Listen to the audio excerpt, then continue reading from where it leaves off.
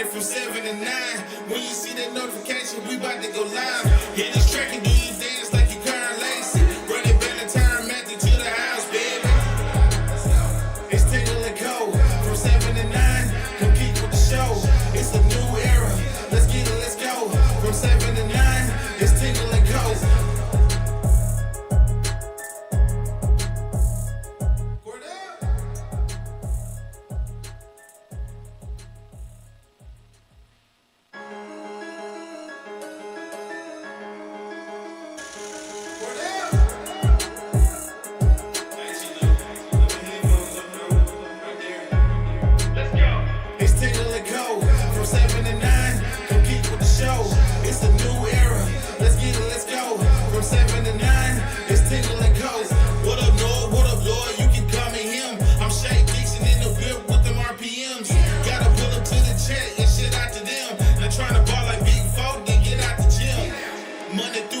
From 7 to 9, when you see that notification, we about to go live. Hit this track and do you dance like you Karen Lacey. Run it back and turn Matthew to the house, baby.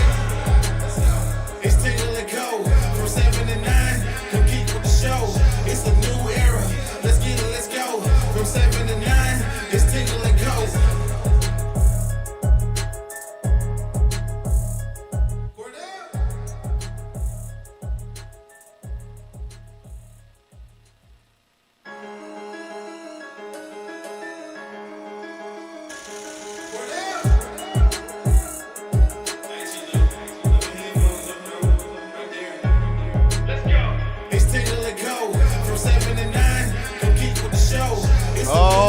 Good morning and welcome in here on this Wednesday morning as we are just slowly watching the clock tick down to Saturday night in Clemson, South Carolina. 3 days until two top 10 teams in the country face off, LSU and Clemson. We'll go head-to-head this Saturday night. We will be there. Shout out to our guy Tommy G. Tom Granding from Wardo's, Po Boys, and Go Mart there in Natchez, Mississippi, taking care of us, getting us there. Our guy Pierce Patterson from CAS, Gabe Patterson from All About Inflatables will be along as well for the ride as we will go watch Clemson and LSU face off. Lloyd, your level of excitement, has it shifted towards anxiety or is it still just straight up hype? It's a 10. Give it a 10. A 10? A 10. Any anxiety, or is it just straight up happiness and excitement for Saturday?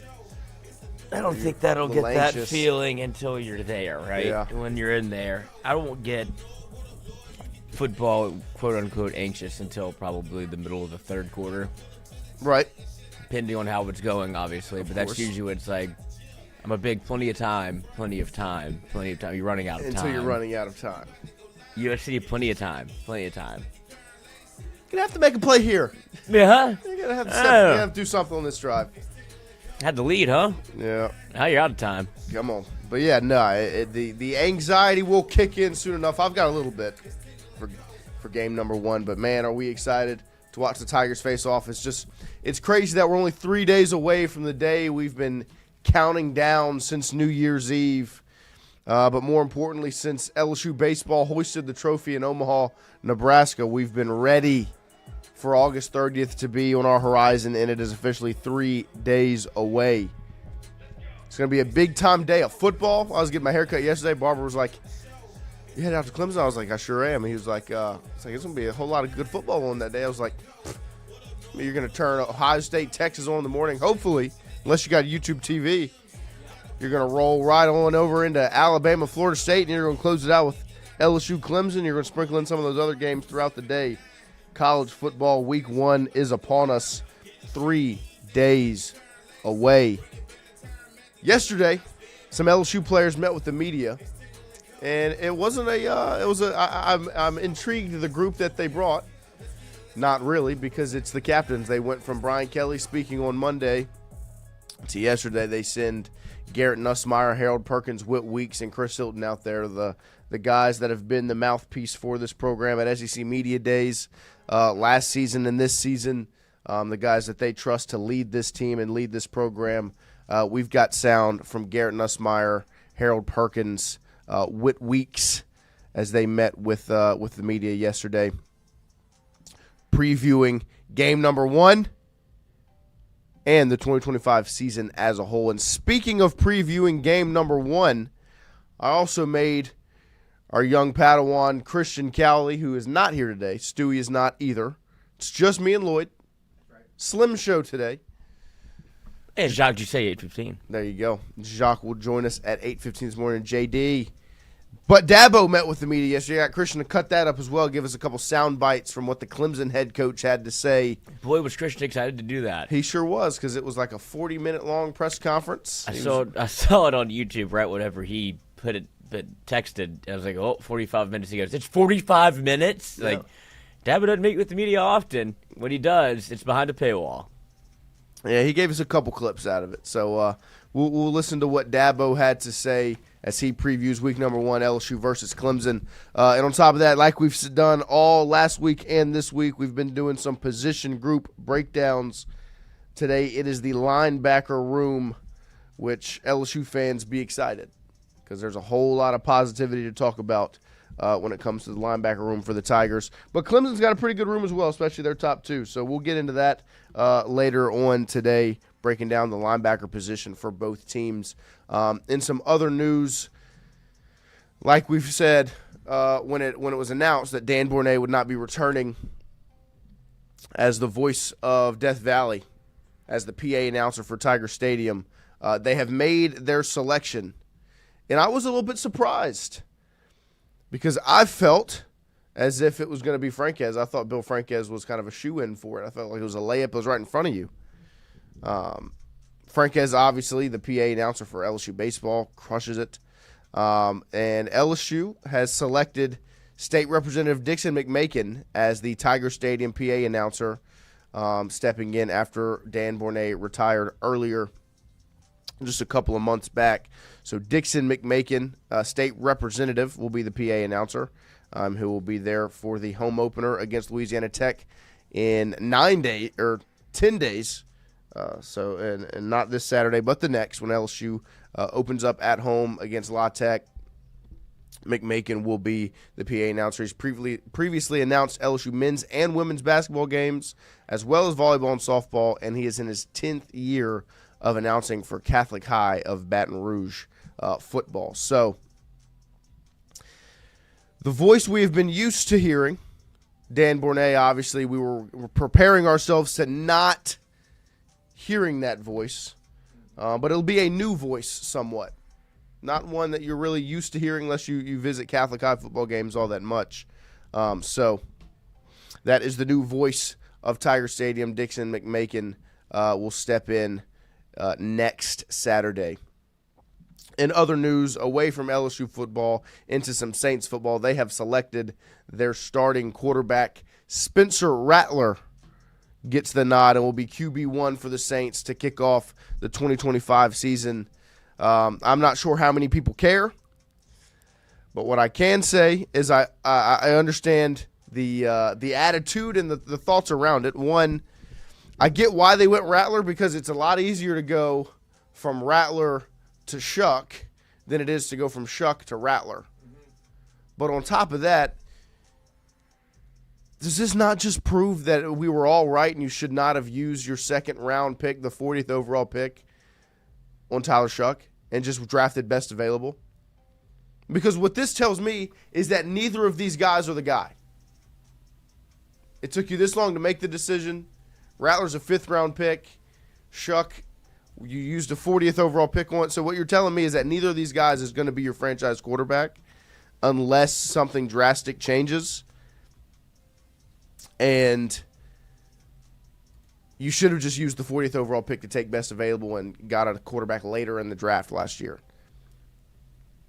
So we'll see. I'm not that angry because I'm not that emotionally invested in the Saints. But it is just kind of stupid looking back and thinking about the fact that you used the 40th overall pick with Mason Taylor on the board and so many other options, and decided to take a quarterback who can't beat out your 5th-round pick, who was already on your roster when you made the pick. So we shall see how it pans out for the Saints this year. The only QB1 I'm worried about is number 18 in the purple and gold, if I'm going to be completely honest with you. Speaking of number 18 in the purple and gold, a former number 18, last season's leader, Josh Williams, was not cut. He made the 53-man roster for the Tampa Bay Buccaneers, which we've told you because we got it on good, some real good insight from a guy named Kyle Caskey. Coach Kyle Caskey, when he came around back in the day, he said time and time again, he was a long-time Cincinnati Bengals running back coach, has been in professional football for a while. He said Josh Williams was a professional running back. He told us way back when in 2022 that Josh Williams was going to be a professional running back, and it's official yesterday. He made the 53-man roster for the Tampa Bay Buccaneers, and Josh Williams. I was not surprised, like I said. Caskey told us that, and I've seen it from that perspective ever since. Josh Williams is a professional running back, and it's very much deserved. All the hard work that he put in, earning this spot. Josh Williams, 2 claps. Ready. Caskey really did shape the narrative in my mind also, where it became you always knew that the way we talked about Josh Williams before Caskey said that, it's good football player, kind of does everything right, and he's like, you know what y'all are saying, that's a professional football player. He was very adamant. It goes, I don't know if he'll get drafted, I don't know when he'll get drafted, or even if he does, but if you give him an opportunity, he's going to make the team. And Caskey even took a victory lap last night. Oh, yeah. And shot us I talked to him in a minute. And he puts us in the group text together. He goes, what'd I tell you boys? I was like, Caskey, I believed you as soon as it left your lips. But it feels like it was, you say it 3 years ago? 2022. 3 years in the making for him to get his prediction right. He's like, couldn't wait. Day of. Couldn't wait. Let me circle the wagons right back, see what the boys are up to. Told y'all Josh was going to make a team. And I would too, if I was that right. But, Coach, we've been kowtowing for you. Yeah, come on back. The point you made, and we would love for you to return. So I think he's at UL. He's at UL. Yeah, I think he's working over in bye weeks. Lafayette. But next up in the 2 claps more, I just want to run this all-timer clip of T-Bob Hebert as he's going to get everybody ready for Week 1 football because he got on the microphone. I think it was unnecessary roughness yesterday over at Barstool and just gave one of the patented T-Bob monologue speeches that's going to get you to run through a wall. This will get you ready for week number 1 as we are 3 days away from college football. Not officially being here. Obviously, it started last weekend, but the big-time games, 11 a.m., Texas, Ohio State, into Alabama, Florida State. You got South Carolina, Virginia Tech, LSU-Clemson. You got football all day, and if you are not ready to enjoy it, my friend, this video from our guy T-Bob Hebert will get you ready for college football this weekend, week number 1. I wonder if they're going to be able to say what they want to say on the Fox.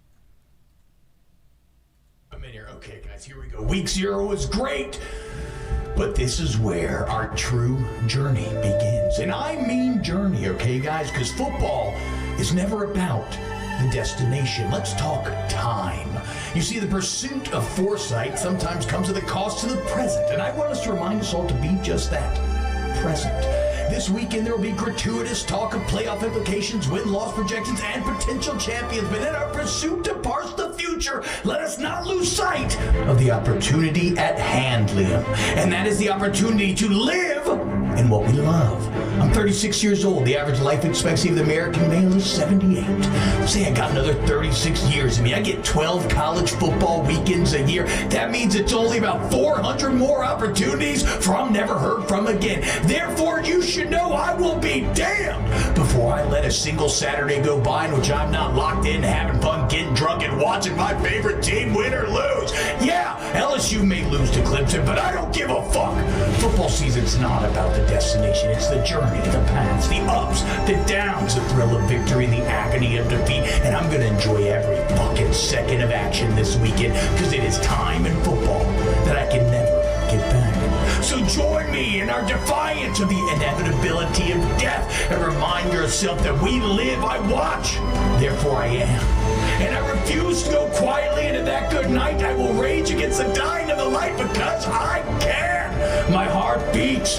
When I get cut, I bleed. And I will spill every drop of blood I have before I stop caring. So check this out, Liam. You see, it does not matter if your team is good, if they suck. We don't give a fuck. All we care about is Saturday. The pop of the pads, the fight of 4th and 1, the roar of the crowd, and the smell of battle. So let us all give thanks that we are once again alive for the greatest week 1 of college football that we have ever seen, Brandon. Once more into the fray, into the last good fight I'll ever know, to live and die on this day, to live and die on this day. Week fucking 1, baby. Let's go. I mean, how about that, huh? You guys ready for some football? I mean, nobody really has the panache quite like T-Bob to eloquently. He always goes medieval themed.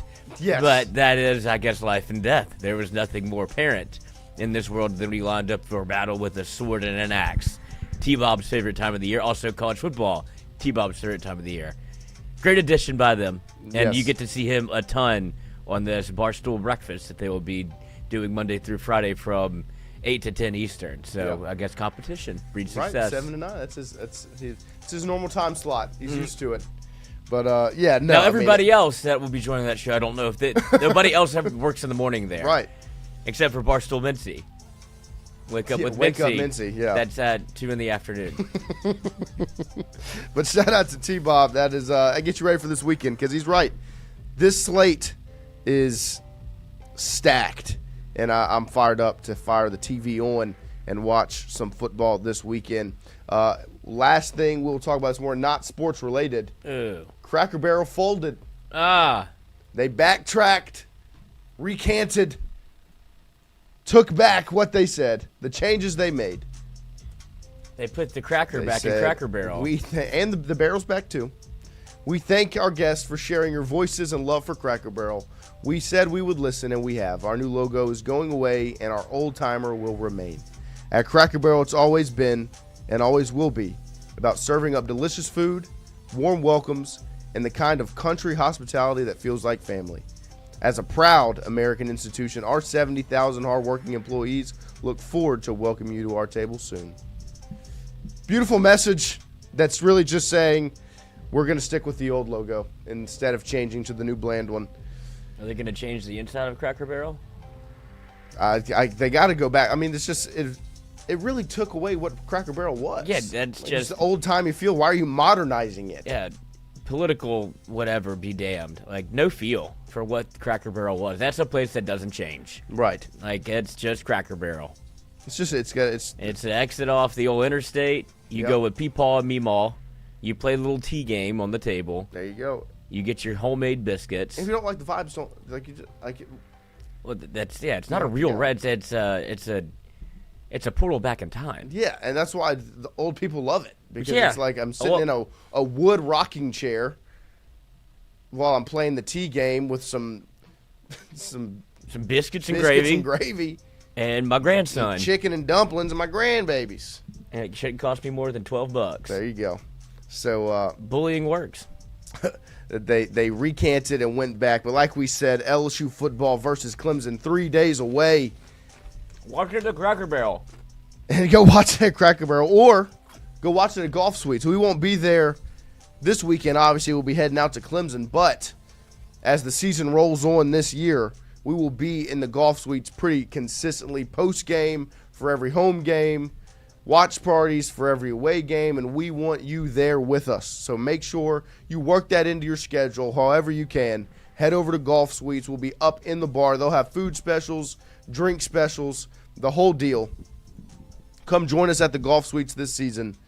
We may even have some very, very special guests joining us. An announcement we will make soon for what the football season content will look like. But before we get into that, we've got to get into LSU football versus Clemson, a game that we have previewed harder than we will preview any game remaining on the schedule. Too much time on our Because hands. we've had way too much time on our hands. We are going as in-depth as possible to get you ready for what Saturday night has to hold between number 4 and number 9 in the AP poll. And like we said, Dabo Swinney met with the media yesterday to preview it as well. We will give him the floor for a long answer, his opening statement, talking about LSU, talking about his team, and breaking down what this first week has in store. It's about 3.5 minutes of Dabo Swinney listening to himself talk, and we're about to join him and listen to what he has to say, getting you ready for LSU-Clemson in Clemson on Saturday night. 1 second. Oh, that's all right. I'll keep it going. Dabo, like I said, met with the media, and he went in depth on a couple of things, talking about he talked a little bit about the emphasis on 1-0, talked about Harold Perkins. He also talked about the linebacker room, which we will dive into today as well. And it also helped that we had Harold Perkins and Whit Weeks meeting with the media to discuss the linebacker position in depth. On top of that, do not forget at 8:15 this morning, so in about 50 minutes, we will have Jacques Doucet, JD from WFB9 Sports. He's the director over there to join us to get you ready for LSU-Clemson this weekend and everything that we have seen through the first week of college football. But here is Dabo Swinney opening it up, talking about LSU-Clemson this Saturday night. With LSU coming in here, Coach Kelly is, his track record is, easy to look up. He's got a long track record of winning for a long time, so you don't get lucky and have jobs like LSU. He's a great coach, and has his team really well positioned to have a great year. This is a very talented football team on both sides of the ball. Similar to us in a lot of ways, in that they've got elite quarterback play, elite skill, and they got dudes in the trenches on both sides. So it's a very similar team as far as just the makeup. So that's why it's a top 10 matchup, and I don't have any doubt it's going to be one heck of a game. Quarterback's a really good player. He's a leader. He's tough. Got a lot of respect for him. I've never met him, but man, I got a ton of respect for this kid. He's a guy that has stayed and he's developed, and now he's on his way to being a high draft pick. But he's got a lot of poise. He's got great instincts, really good pocket awareness. He's got big time arm talent. He's tough, and they've put a good group together up front. They had some guys that graduate, move on. So they went and brought in some really good players, some experienced guys, and got big-time skill. They got guys that can take the top off. They got guys that can, complement their run game, with the screen game and getting the ball in space and breaking tackles. They got, 0 and 1 are two really compact, physical runners. 3 is a rocket ship.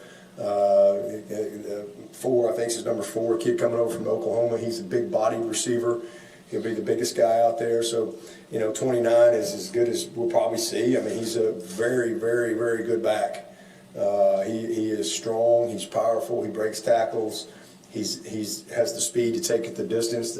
They do a good job of involving him in the run game. So, do a nice job. In all areas, they really don't, in my opinion, have any weaknesses on the offensive side of the ball. They equip the quarterback to make them right, and most of the time he does that. And then over on the defensive side, elite linebacker play. They've got a lot of experience there. I think probably as good a corners as we'll see all year. Number 1 is back. He's a great player, got length, and then they went and got the kid from Virginia Tech, who we've seen, know a lot about him. He's a great player. Safeties are really good players, and then they're stout up front. The guys that are back from last year, good players, and they went and added, a few guys. So, got the kid from Florida State who we've played against. They got the kid from Florida, who's a really good physical player as well, coming off the edge. So, it's just, again, I think a really good, complete team, but defensively, all 3 levels, they got dudes, and I think that Coach Kelly has stated this is, he thinks his best defense that he's had, and maybe his best team. And I can see why when you really study these guys. So should be a heck of a matchup. And from a health standpoint, Boy, Christian. Yep. There's the long-winded answer from the energetic and exciting Dabo Swinney, everyone's favorite head football coach. But yeah, I mean, he hit a few notes that I thought he was right, talking about the wide receiver group, the linebacker group, the stout group up front. He talked about the length and girth that defensive front for LSU has. I didn't hear him highlight that part, like Hugh Freeze probably would have, but I digress.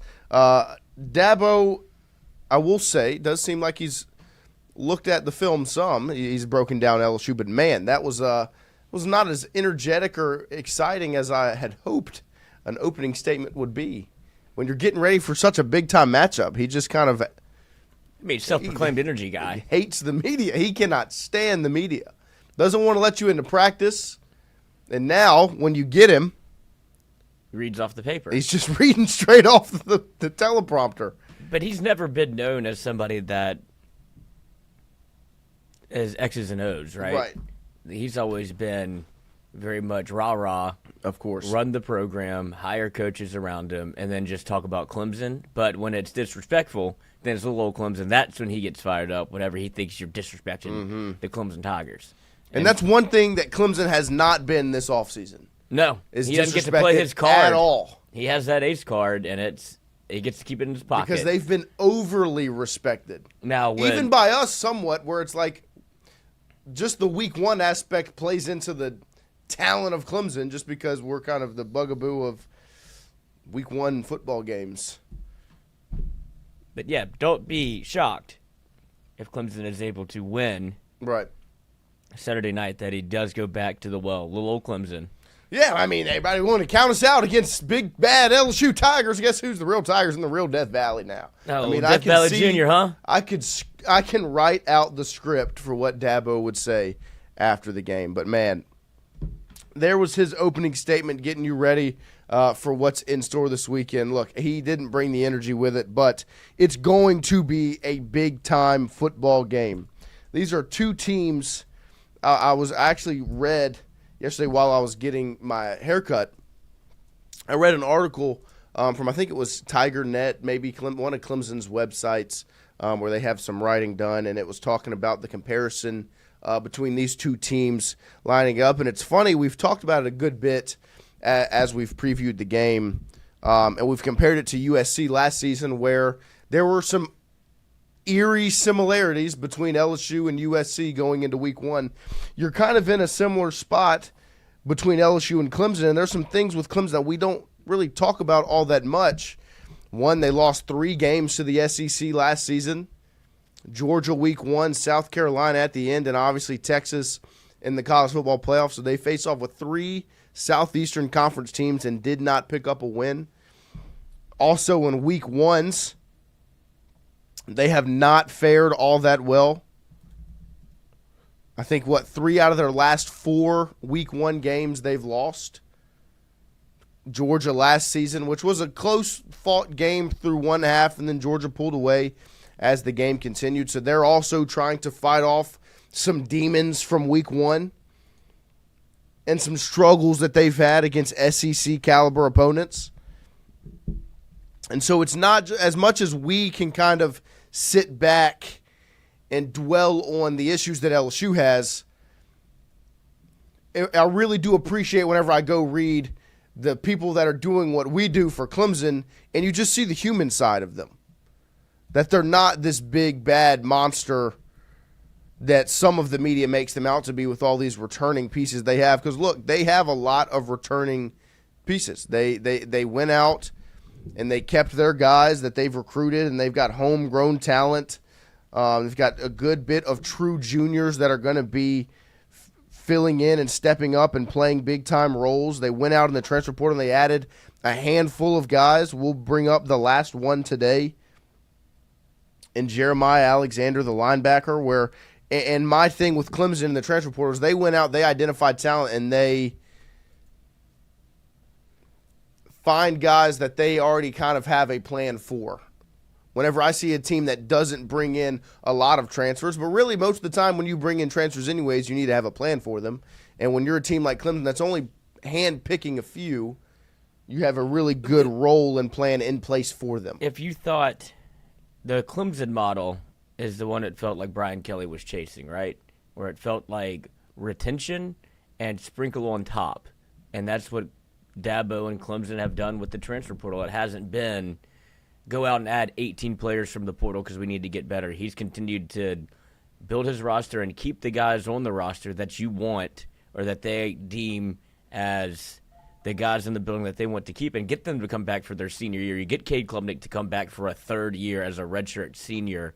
Like the positions that they've retended are kind of the model that LSU was chasing until they pivoted off of it, but that's what they do. They get their guys and they keep them in house. Like they're using it NIL. Right. It's just the way to keep guys on their roster that they've already had. So this is the first year really that Dabo has gone to the portal, and it's funny how that happens whenever you're about to play LSU.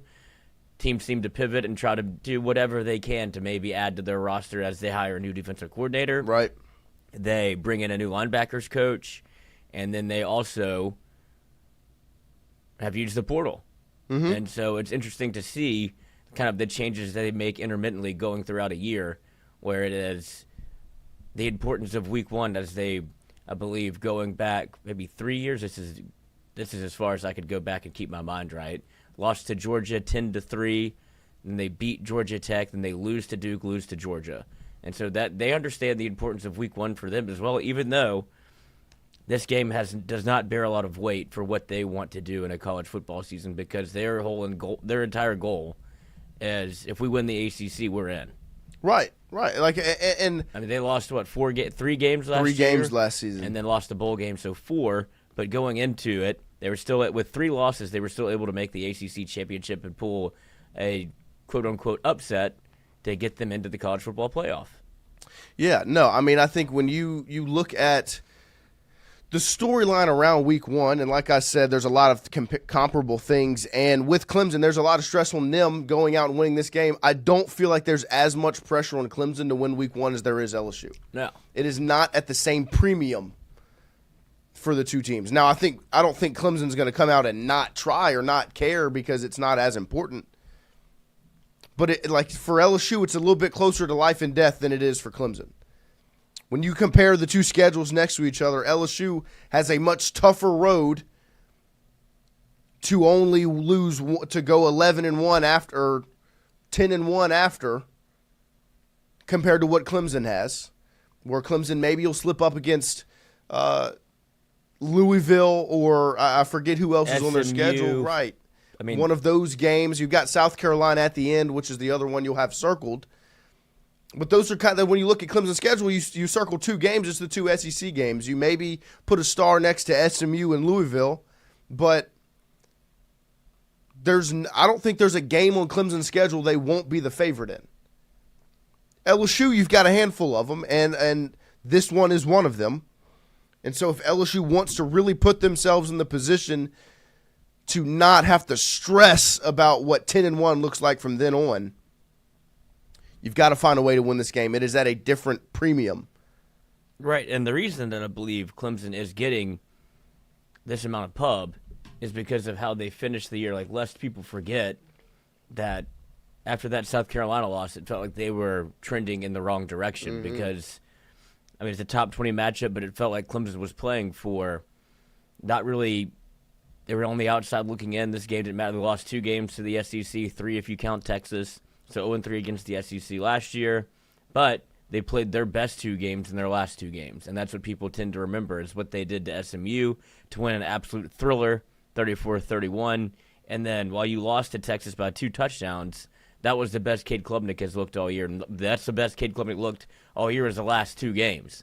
Right. And so people remember that.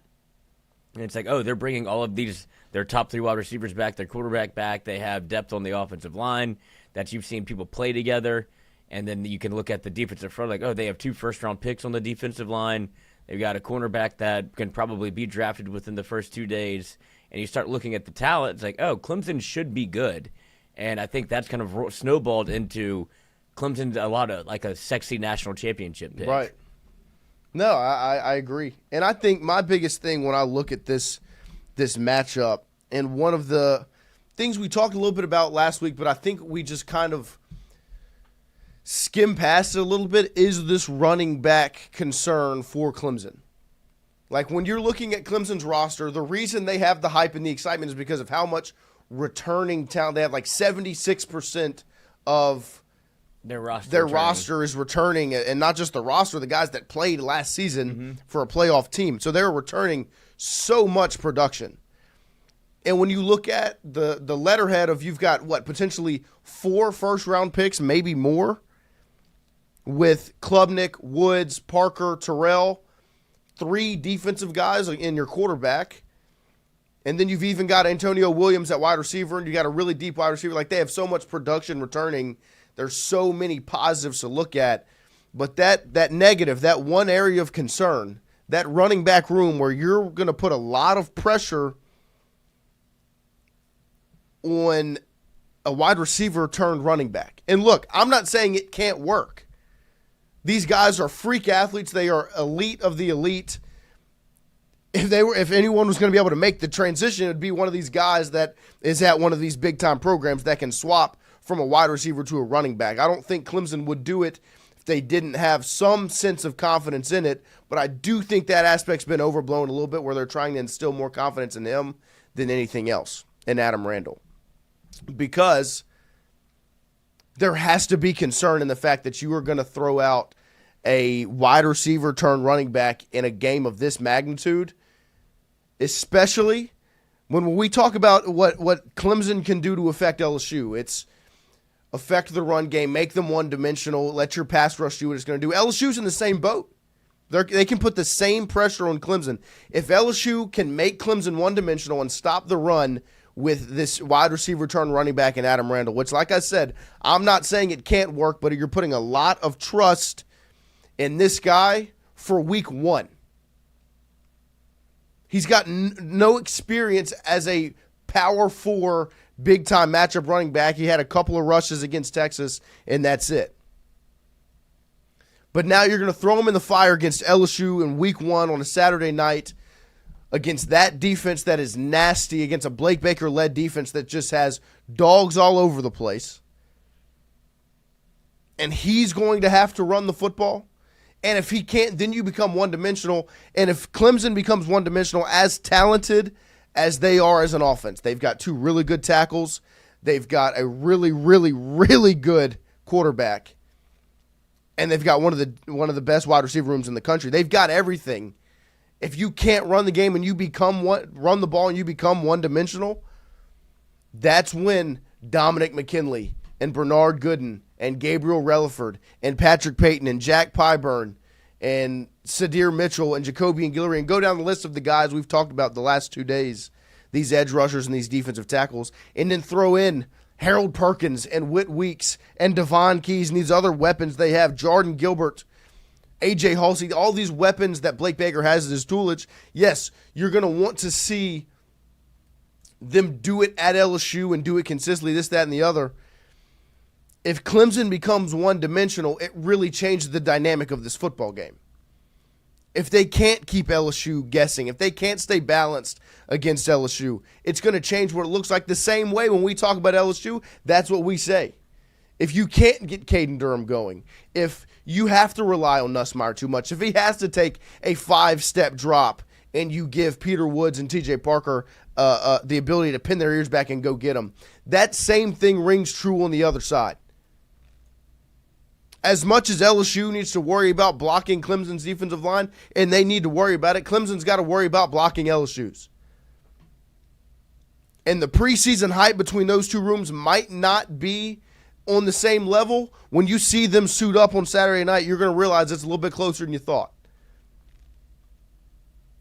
And I really like what Sabrion Green said. I believe Klubnik is going to handle the running load more. Yes, I think Klubnik is going to have some of that weight on his shoulders. They're going to do some special things with those wide receivers they have. Antonio Williams, Wesco Jr., Moore, Brown. Those guys are going to be in the mix and used in that run game, a lot like we're talking about what LSU needs to do. But the speed this LSU has on this defense, and if you're telling me you've got a wide receiver stepping in to fill that running back position, you want to talk about concern about Caden Durham pass blocking? Worried about Caden Durham and pass protection? You're throwing a former wide receiver back there to keep your quarterback upright. Now, the rest of that room, they've got some guys that I think can step up and be dynamic and help in those spots. If Clemson becomes one-dimensional, the conversation we're having around LSU and the fear we have for LSU to where Garrett Nussmeier could end up on his back a lot, you can have the same conversation about Clemson. And that's what I wanted to bring some light on, because I do feel like we focused a lot the last week and a half of what does LSU have to do with Clemson. And Lloyd, you've said it a good bit. What does Clemson have to do with LSU? Mm-hmm. That conversation still rings true. A lot of people look at the past for LSU rather than the present. Lloyd, you made that point last week, and it's right. And I get it. We've been burned. We've been hurt, battered and bruised, looking at what happened against USC where we were hurt. I was hurt walking down that interstate getting things hurled at me by USC fans that I was talking so much trash to ahead of the game. The excitement you had going into 2020 after winning a national championship and the air raid and KJ Costello ripping your heart out in Tiger Stadium. The Florida State games back-to-back years where you just weren't ready to play football. I understand it. It's hard to not dwell on that past. But Clemson's lost 3 out of their last 4. They've got some of those same nightmares that LSU has. Begus, but can our line block at all? Genuine question. I'm very worried, especially run game. If we can't run block, we are so screwed. This is not a case of the offensive line can't block at all. They have talent on that line. I think that Braylon Moore is extremely talented. I think Josh Thompson has stepped in well, and I think Tyree Adams has been excellent. Now, I don't like that there are still some question marks, but I really think it comes down more to the scheme than it does what those 5 guys can do. How can you make it easy for them? But I tell you one thing. Clemson's got the same question marks. The interior of their offensive line, they've got 2 really good tackles. The interior of their line is riddled with some injury history and some lack of experience. I'm going to try to pull up this article that I looked through yesterday over on tigernet.com where they broke down the LSU at Clemson game. And they talked about that Clemson offensive line. And it's a lot of, when you talk about can LSU run block, and Kimberly mentions it in the chat, we didn't run block last year and still won 8 games. It's not so much that LSU couldn't run block, it's that they had no intention of running the football. It just became, and I said this a couple weeks ago, it was very much, now you have to, can you do it, as opposed to setting up advantageous positions for you to run the football. You became very predictable when you wanted to run the ball, and it became very well known that that's what you were going to do in situations that people were like, they're probably going to run it right here on 3rd and short, 4th and short. You never really got the opportunity to get Caden Durham going with multiple carries. It could have been that he was a freshman. It could have been that he was hurt. But in order to run the football, you have to embrace the fact that there's going to be downs where, or attempts that don't net more than 5 yards. Like, you have to run it on, if it's 2nd and 8 to 3rd and 6. And you saw some of it at the end of the year where they would hand it off on 3rd and 8, right, and kind of surprise whoever they were going up against and be able to pop you for a long gain. But there was no consistency in your attack of running the football, and that's when you throw it 50 times, and then you go, okay, if it's a 3rd and 3, line up and go get it. LSU, that's not how they played, and whenever they had to do it, it felt like the other team knew that they were ready to run the football, and then that's good on good, and you don't have the experience or the effort there, right, because it's not something that you did all game. And so that's where I think when you talk about scheme, like, you have to commit to running the football. You don't need, and if you get down 14-10, that's okay. Continue running the football. It wears you down, as opposed to, all right, put it all back on Nuss and see where that gets you. 5-step drop. See how it goes. But yeah, Ryan Cantor of TigerNet.com wrote an in-depth breakdown previewing this game.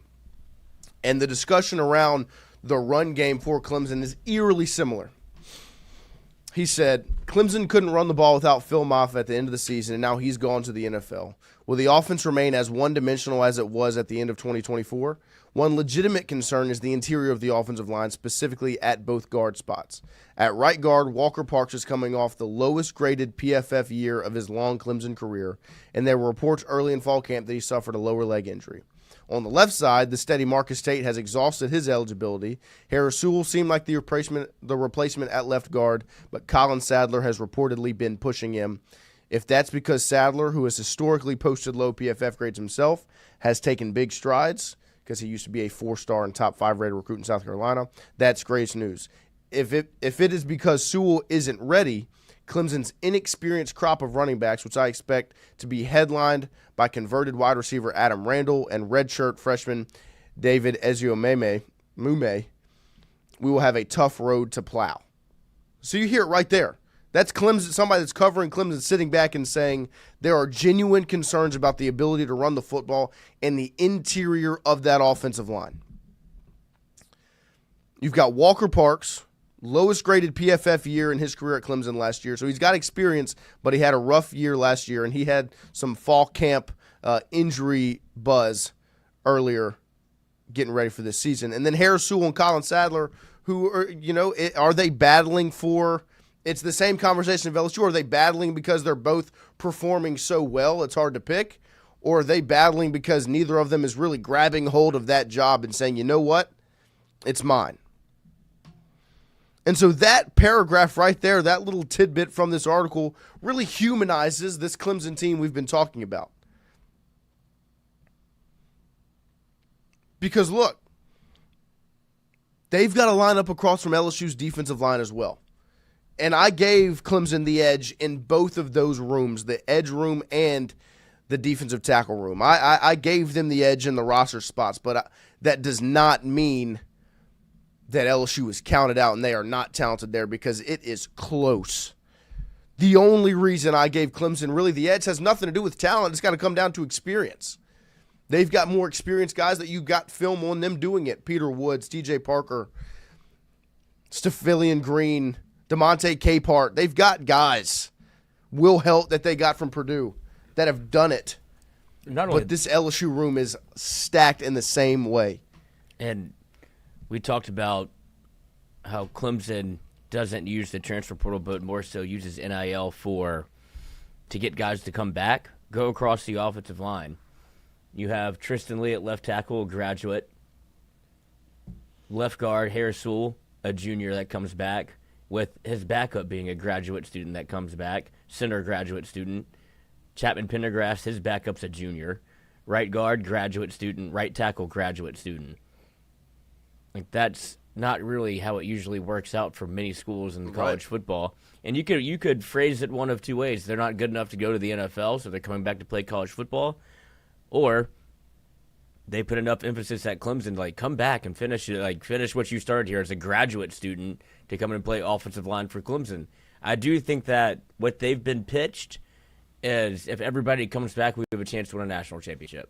And that's but that's how you get people to come back. As Tristan Lee is going to play in the NFL. Right. We all know his story. LSU wanted him very badly enough to get him gear. Blake Miller, same conversation. But for your left tackle to come back as a graduate senior, right, it doesn't happen very often.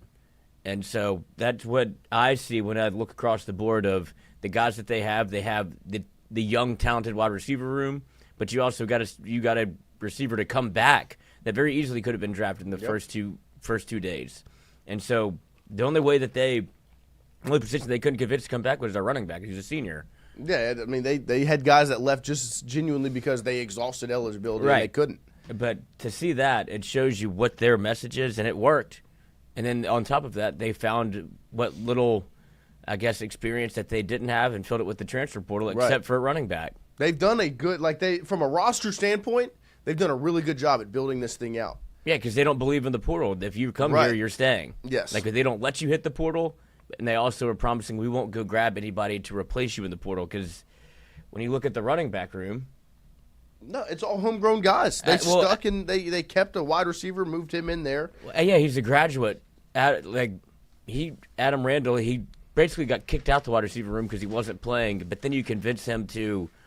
That's a guy that should hit the portal and go play wide receiver somewhere else. Right. But you have your teeth at him to the point where you're a graduate player that comes back to make a position change and play running back.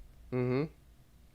And then other guys in that room is you've got Ezio Mume, you've got Davidson, the freshman, you've got Jay Haynes, who's coming back from an ACL injury. Like, you've got other guys that have been in the program, but you stuck with what you had on your roster.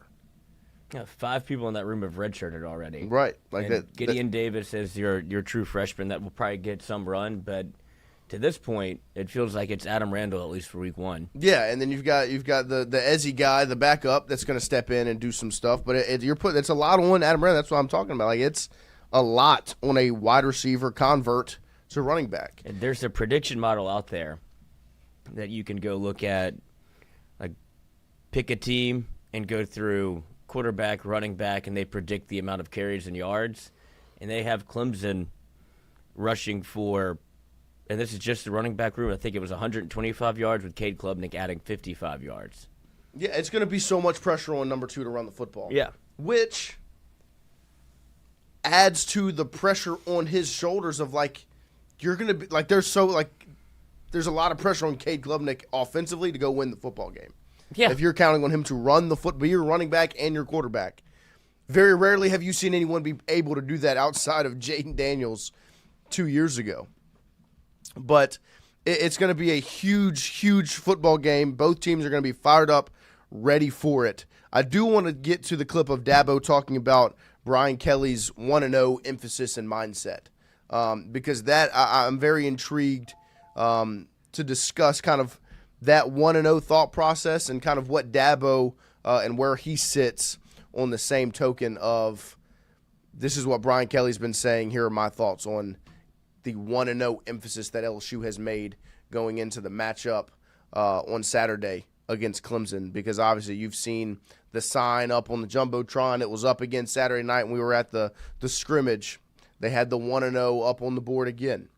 LSU has consistently made it known that 1-0 is their goal, and this is going to be Dabo Swinney talking about his thoughts on Brian Kelly's emphasis on 1-0.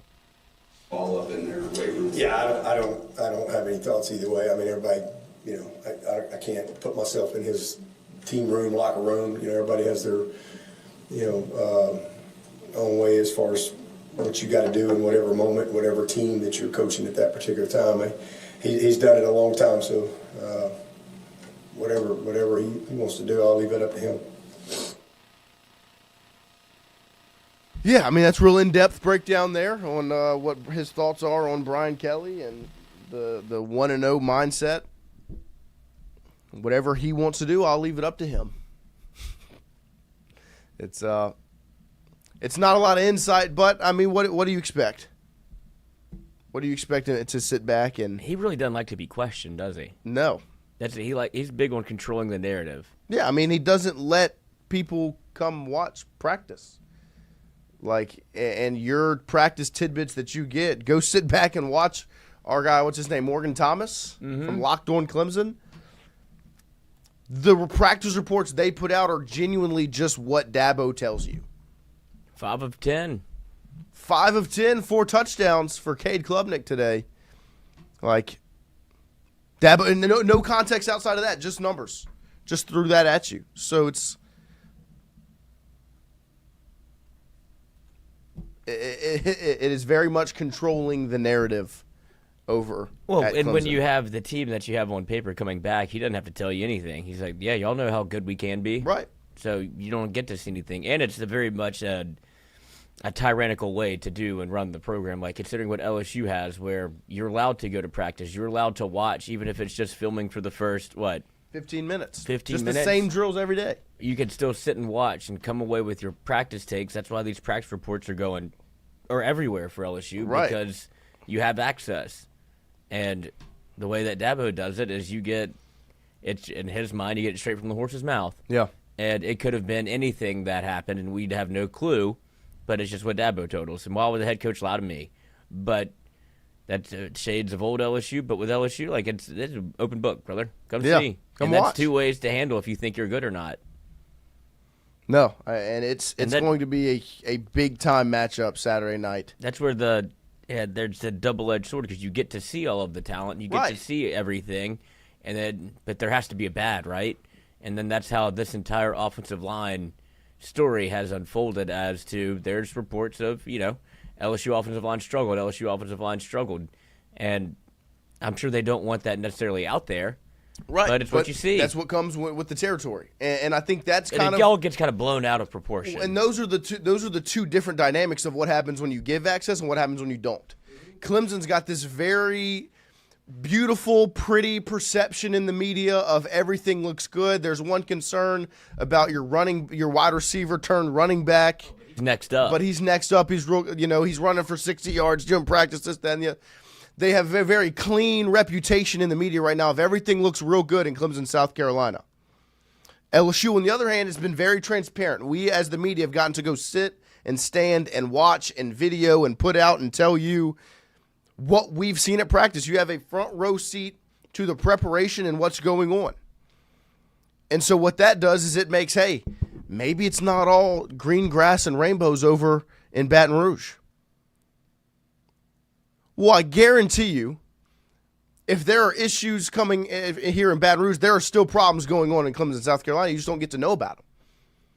And with LSU, you have all this access and you get to see everything, so you're sitting back, and that leads to things maybe getting blown out of proportion of, oh, that's a problem, that doesn't look good. Well, it's because we're sitting there, we're looking at it, and we are dissecting it like a surgeon when we're looking at LSU football and what they're doing at practice, because you haven't won a season opener. But on the flip side, Clemson doesn't have to have any of these tough conversations right now because there's no narrative that's being written outside of what's coming off of Dabo's pen to paper. What's coming out of Dabo's mouth is the narrative. And if that's how you want to run your program, I'm not disrespecting it or saying you're wrong. I'm not saying either way. Obviously, I appreciate, as the media, the front row seat and the access we get from Brian Kelly, and I'm very thankful for it. But there's two ways to do it, and those are the two dynamics of what happens when you handle it that way, which is why the connotation of Clemson is so positive compared to maybe not quite as positive on LSU side. Because LSU's been allowed to be dissected and broken down and talked about up to this point. Clemson just hasn't. You've got to listen to Dabo say 5 for 10, 4 touchdowns. Cade Klubnik dicing up the defense. Well, was it red zone, Dabo? Nah, you don't need to worry about that. Well, 5 of 10 is not that good, Dabo. 4 touchdowns. Adam Randall's 60-yard run. Well, was it against the 2s or the 3s? Or was it walkthroughs? Was it what? You don't get to know that. You just get to know Adam Randall's 60-yard run, touchdown run. You get to know 5 for 10, 4 touchdowns. Who did Cade Klubnik do that against? You don't need to know that. That's how you want to run it. It's okay. I'm not dissing. I'm just saying that's why the picture's been painted so pretty on this side and just not the same for LSU, because guys like us who – I'm 23 years old, but I get to go stand at practice, watch it, sit back and say, you know what? Here's what I saw. I think these things are a problem. I'm dissecting it like a surgeon because I flew out to Las Vegas last year and left hurt. And so now I'm getting ready for week 1. I'm looking at practice. I'm saying every little thing that could be a concern, I'm going to blow it out of proportion because that's just human nature. Clemson doesn't get that same benefit, which is why it's hyped up to the level it is. Why they look so pretty and good, and why this game seems like it's a mismatch. It's crazy, the perspective around the country on this football game, where it's big, bad Clemson, and LSU needs to be the underdog and go prove something. Is LSU the underdog in Vegas? Yeah. Is LSU the away team traveling to Clemson to play them? Yeah.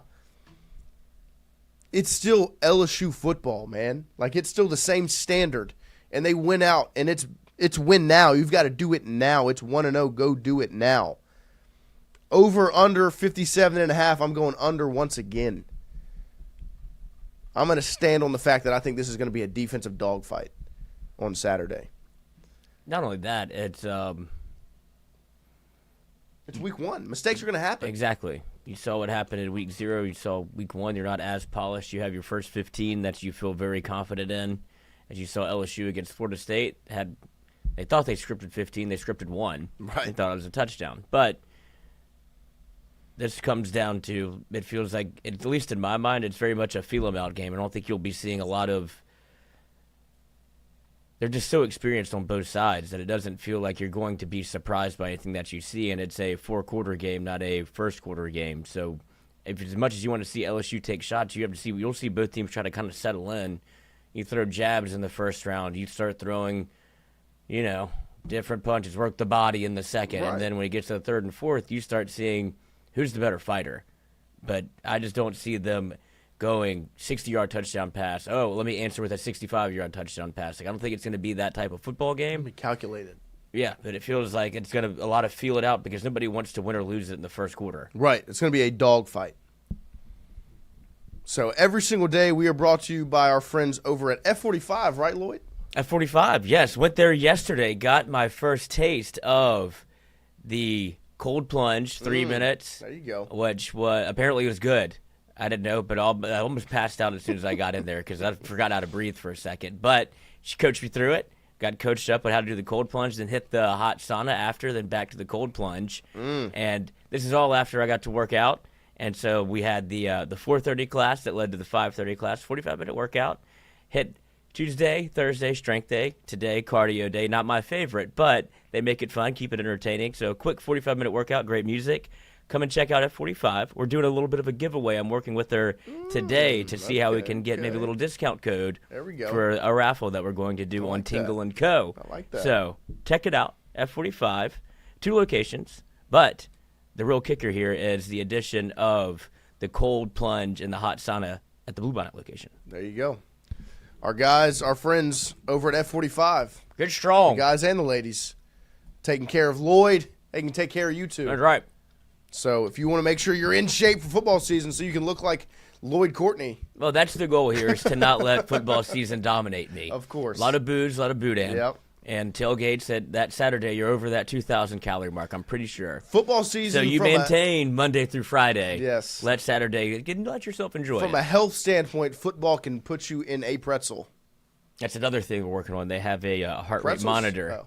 that I would like to put on for the game day watch parties. You don't need to put that on me. That's what I'm saying. It's not for mine. Doesn't move. Yours, I'm excited to see, and you can The monitor ebbs it and on. flows. You can monitor it on the app, so we'll know if it's over what 200. Don't forget, Jacques Doucet will join us in a little over 5 minutes. The sports director over from WFB9 as their special It's Time. I think it's tonight, their special It's Time. Glimmer Fredette, I missed the Trifecta hugs. Oh, Trifecta's on the way back, my friend. Don't you worry. And if you missed Trifecta and you missed the Trifecta hugs, there's actually an event this weekend. It's called Recess. They're going to send me over some information today so I can make sure to really share you guys what Recess is. But it's Recess. It's 4850 Ruzon Square Ave in Baton Rouge, Louisiana. And it's going to be a whole lot of different kind of people that are going to be there kind of focused on the health and wellness in Baton Rouge. It's sponsored by Tone BR, Lululemon, Trifecta's in the mix. It is a high-energy morning of movement, recovery, and community connection. Whether you're walking or running in our social run, trying out fitness classes, or checking out the wellness gear, there's something for everybody. There's a 5K social walk/run that kicks off at 8:45. They have some outdoor yoga, Pilates, weightlifting classes. They have vendors and giveaways, a VIP lounge, a recovery zone, family-friendly, kids welcome. It's a $25 entry fee. Children 13 and under are free, and the proceeds and donations benefit the Iris Domestic Violence Center, supporting survivors of domestic violence. It is this Saturday, so if you want to make sure you are ready for football Saturday, you're ready to sit through those games and have a burger or a couple of dogs or some boudin and maybe a couple of brews, go take care of yourself in the morning at Recess 4850 Ruzon Ave, to make sure you are prepared. Our friends over at Trifecta are part of that, and they're going to keep those things up. We know that Saturday is a tough day, but if you can get out there, go get out there, be a part of the social walk, the 5K, and maybe hit one of those yoga or Pilates classes, my friends. Make sure you're in a good spot. We're going to take a quick break, and we'll be right back after it to talk to JD Jacques Doucet from WFB9. Get you ready for this weekend. We'll be right back after this. When it comes to your home, the roof over your head matters. At CAS Roofing, we don't just install shingles, we build peace of mind. With years of experience and a commitment to craftsmanship, our team shows up on time, gets the job done right, and treats every project like it's our own home. Whether it's repair, a replacement, or storm damage that caught you off guard, CAS Roofing is ready. We're local, we're dependable, and we stand behind every nail, every shingle, and every promise we make. Because at the end of the day, it's not just about roofing, it's about protecting what matters most. CAS Roofing, built on trust, backed by quality. Wardos was created in honor of Alan Ward Branning III, fondly known by family and friends as Wardo. In 2019, the oldest brother of the tribe passed away unexpectedly. His remaining siblings and loved ones wanted to honor his memory in a special way. In 2022, Ward's family decided to combine the need for a sandwich shop in downtown Natchez with a desire to pay tribute to Ward's love of good friends, good times, and great food. Through blood, sweat, tears, and countless hours of hard work, Wardo's was born.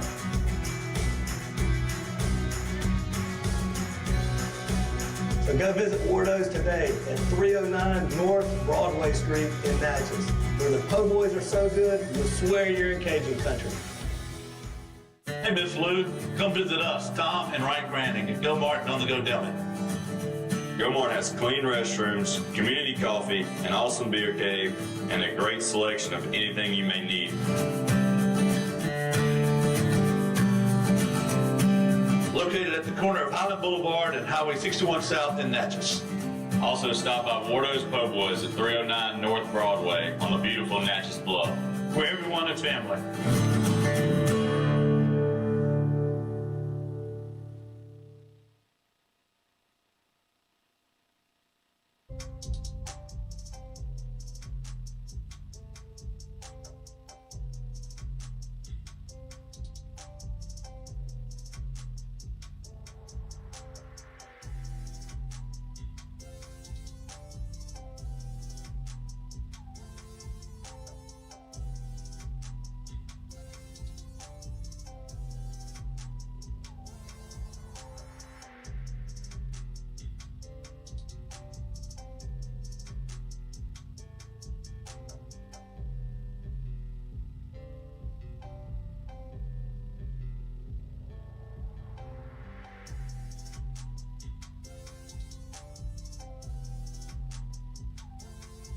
All right, welcome back here. Hour number 2 this morning. Hickory getting dickory. underway. I know you guys missed the old commercials. We've got some new ones. You don't like the CAS spot? You don't like the Wardos, Po' Boys, and Go Mart Beer Cave? If you don't like the turkey time, you can go turkey yourself. The best segment of the week, everyone's favorite, like Johnny L. Goodson says, it's JD Day. We'll have Jacques Doucet, the sports director from WFB, in about 1 minute. He will call in and get ready for LSU-Clemson this weekend. They're special over at WFB. I believe it's tonight, the It's Time. And it's a fitting name. The lady that gave him the idea, I think he's probably going to work on some residuals for that. But it's a very, very fitting name because it is time for LSU football to no longer lose Week 1 games and find their way into playing football in December and January because the playing field just keeps getting bigger. 12 teams, LSU should be in that consistently, and this is the time to make it happen, like JD and WFB Sports are saying. But they've been doing great work getting you ready through all of Louisiana football with Nichols. I saw Eads was out there this past weekend going to cover Nichols. You got some Southern, obviously, as Trey Holly broke off an 80-yard touchdown run for the Jags. And now you've got LSU versus Clemson this Saturday night in Death Valley Junior. We're going to get you ready with our friend Jacques Doucet, JD from WFB 9 Sports, joining us this morning. JD, good morning. How are you? Hey, Noah. Lloyd, how's everything? No, we're doing well. It's nice to hear your voice. But what's that? I said it's nice to hear your voice this morning. Oh, well, I wish some people would tell me that, but good to be on your show. We appreciate you like always. We'll get it started with LSU-Clemson Saturday night, week 1. It's final here. It's 3 days away. What is your gauge on where LSU is right now going into this game this weekend? Well, first off, it should be spectacular weather from what I'm looking at. I mean, you would think August 30th, even at night, would be sweaty and humid and all that, even in the South or even a little bit more north than us in Clemson, South Carolina. But it's supposed to be like 76 at kickoff, going to get down to 70. So that'll be really nice. We might not want to come home, but, it's college football is special in the fact that, when your team takes the field for the first time, it takes the field for the first time. There's no preseason. There's no, working out the kinks against another opponent in a game that doesn't count. There's no high school jamboree. I mean, you're straight into it.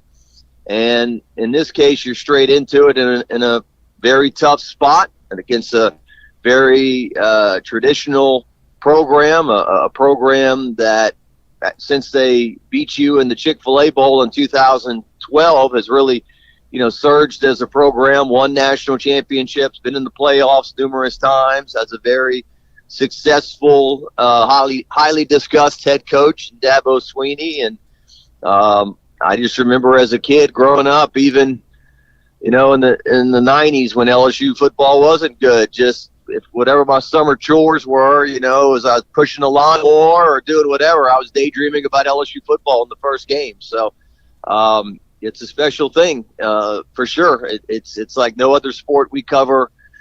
You get 12 games in the regular season.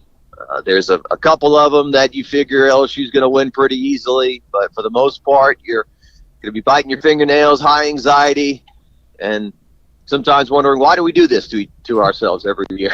But it's here. So looking forward to it, getting on a plane on Thursday to head over to, I think we're flying into, we connect in Charlotte, then we go into Greenville, South Carolina, got a rental car, drive the other 45 minutes over and get into Clemson. First time LSU's ever been there. I think LSU and Clemson have played 4 times. They've all been in bowl games.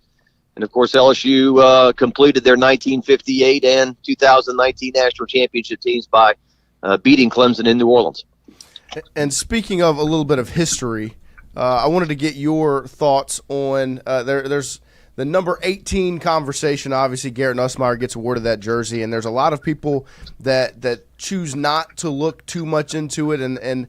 But to me, I think it's something that truly, when you look at it, it does mean more than just a quarterback getting a jersey number change. It's something much deeper than that, and I just wanted to get your thoughts on the first quarterback since Matt Malk getting awarded that legendary number here at LSU. Well, certainly it's something that your peers vote on, and the LSU team, we had player interviews last night. I mean, the guys we talked to, the 3 other guys besides Garrett Nussmeier, said he's certainly deserving and the most deserving to get that. Some people have different thoughts on or sometimes traditions manufactured. Did this thing or different things did they take place naturally, or did we create something? I mean, I know I talked to some older guys that played like in the 80s, like, when did this 18 thing start anyway? It wasn't a thing when we played. And so, but yes, I think the 18, I think, is a very good tradition. Certainly it started, as you said, with Matt Malk in 2003. He was a national championship quarterback, obviously, passed it down to Jacob Hester. And even, some of the guys who got 18 did not have huge seasons maybe, but they represented the program in the right way. They did the right things. Certainly Josh Williams recently, I don't think there was a guy that was better to represent in that regard. Benny Logan, I believe, Nussmeier referenced Damone Clark as a guy. So I think it's going to look different. It'll look weird the first few times he drops back and you see 18. You'll be like, wait a second. We've been watching 13. And ironically, if Nussmeier throws for, I believe it's 3,352 yards, he will pass Tommy Hotson to become LSU's all-time leading passer, who wore the number 13, which was Garrett's number before he changed it. And so I think those two were the last two. Outside of, I think you might have brought up, or somebody brought up, John Trey Kirkland wore 13 in that Texas Bowl when he played quarterback for LSU. But no other quarterback since Hotson has really worn 13 in the game. So they had that connection. So I guess now Garrett is connected to Tommy Hotson and Matt Malk in that regard in terms of the number. So, he's the face of the team. He's the leader of the team. He is by far the most important player on the team in terms of LSU's playoff hopes and how far this team goes. And one thing we've seen, I guess maybe a handful of times over the years where they've given out 18. I remember Chris Curry and Damone Clark both got it, and then last season you saw Greg Penn and Josh Williams get kind of an offense and a defensive 18. And when we talked about it, originally Whit Weeks we felt like a shoe-in for that honor as well. Do you think, and this is something Lloyd brought up the other day, that there's kind of a sentiment to the fact that if your quarterback is number 18, he's kind of the only one, and there's not going to be an offensive and a defensive 18/leader, and it's if your quarterback's going to be bestowed that honor, it should be him and only him that's the captain and or leader of this team. Yeah, I guess there's a case where on one hand, if you feel there are two guys to kind of to wear it, then you give it to two people, and then but are you diluting it? I mean, I think I remember it was Ed Ogeron's first year as a head coach. I think they kind of jumped the gun, or somebody jumped the gun, and they gave he was totally deserving, but they didn't go through the usual process. I think Christian Lockature got it in the spring. They announced it, and then I think is it John David Moore? I think then got it in the fall. One of those cool guys with three names, like Tommy Lee Jones, John David Moore, got it. And so the two guys splitting it there. I don't know. I mean, I think it's fine. I think like sometimes, Will got it. Will got 7. Will Campbell got 7. I thought that was look, I'm never going to say anything negative about Will Campbell, but if you can't wear the number in a game, then that kind of gets a little funky. So I'm fine with what they did. I think that that's cool. I mean, the number 7 has been one that I don't know if it's more, I don't know if controversy is the right word, but maybe more highly discussed. I mean, I always felt bad for Jonathan Giles. Guy had never played it down. At LSU. He was like, did he have 1,100 yards or 1,300 yards in a season at Texas Tech? They bring him over. He and Braden Fehoko were like doing interviews all during spring, which was very interesting. Two guys that had not played at LSU, transfers, were like dominating the interviews, and then they gave it to him. And then I don't think he cracked 100 yards receiving during the year. And we were at Florida in Gainesville, and he's wearing number 12 in warm-ups that day. So that was always the one that didn't work out very well. And but your Fournettes, your Tyrann Matthews, DJ Chark, your electric playmakers. I guess that's another discussion. I guess Burt Jones way back when wore 7. And then the teams I watched in the 80s and whatnot, I'm trying to remember, how many people were that were good in 7. I think that was definitely more of a Les Miles era moving forward. Yeah, and last night you brought up that y'all got to meet with some of the players and the media availability. I wanted to get your thoughts and your takeaways as you got to meet with some, the leaders of the team, like we said, Nussmeier, Weeks, Perkins, Hilton, those guys. What were some of the takeaways from hearing from those guys headed into week 1 of the football season?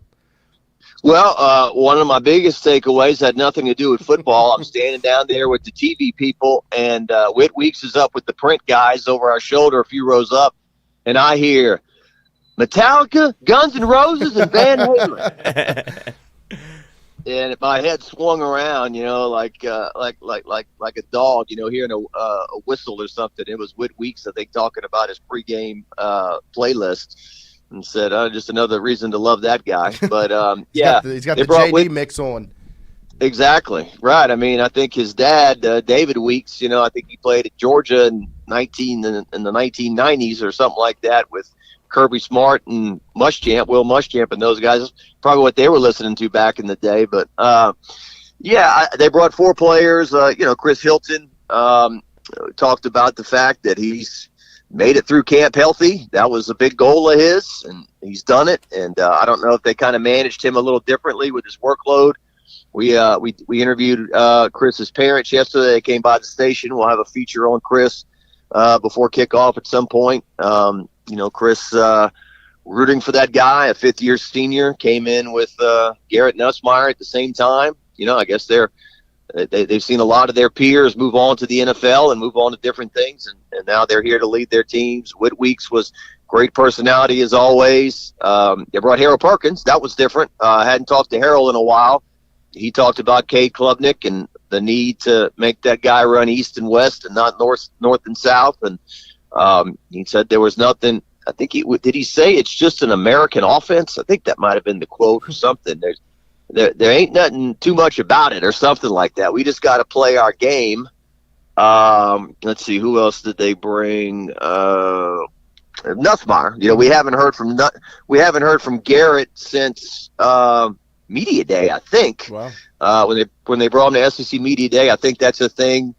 You talk about load management. I think these days with the just wide ocean of media, they try to pick their spots for the quarterback. He'll speak maybe twice a week, maybe, or once a week sometimes, maybe before the game and after the game. I think they did that with Jaden and Joe, and so I did an interview yesterday with Gordon McKernan. I went by his place to talk to him about NIL and everything. And, for what we hear, a guy like Garrett Nussmeier is going to clear over $1 million when it comes to NIL and those kind of things. And so the question now is, are they professional quarterbacks to an extent? In the past, when a guy would throw an interception or miss a field goal or fumble the ball, you'd say, well, you can't jump them too hard. They're just a kid, a young player, amateur athlete. And now when they're becoming a pro, is it more fair game to get more upset? I think we should, treat human beings well and not be mean spirited. But I think you know what I'm getting at. And I kind of talked to Garrett about NIL, and does he feel more pressure when companies invest in you and not wanting to let people down? And Gordon himself talked about, we invested in a team last year and they lose 4 games. It's not what we were hoping for. And so there's just so much added pressure to these collegiate athletes now. And certainly in a year when everyone's saying, playoff or bust, at least what they've invested. And so enjoyed talking to the 4 guys they brought. Our LSU special airs tonight. It's called It's Time. And it's basically just that, it's time. It's time for them to be in the national championship discussion, the SEC discussion, certainly the college football playoff discussion. It's time for them to win a big game again. I mean, I think they, beating Ole Miss last year was a big win, and certainly Brian Kelly's first year in 2022 when they beat Alabama in Tiger Stadium. Those were 2 big wins. But in the other spots, I think they've really failed to come through in a spot like this. And they're really going to have to be mentally strong, physically strong, believe, because you're going up against a sold-out crowd of 81,000, a very good program. Not invincible. I mean, these guys lost 3 games last year, talking about Clemson. They were 0-3 against SEC teams. They've got a real good defense, a real good quarterback, but it's not a case where you feel like they can't win. But it's like Brian Kelly has said over and over. Now we got to go play, That's the line I keep hearing. Now we got to go play. We might have our best wide receiver core ever. Our defense is highly improved. We've got this, we've got that. Now we got to go play. And so we'll all find out together on Saturday. Speaking of Brian Kelly, somebody that has met with the media quite a bit, I saw his quote about, and you mentioned NIL and how much that maybe Clemson doesn't dabble. LSU went all in on the portal, but he was talking about Mansfield Delane, A.J. Halsey, TaMarcus Cooley, and what they bring a kind of what a been there, done that. They don't celebrate after every play, which led to you posting about Nick Saban. Did you see shades of old Saban when Brian Kelly hit the podium the other day? Well, the one thing about this, Lloyd, sometimes people say, well, how do you remember that? Or, That's what I was more. That's what I was impressed with.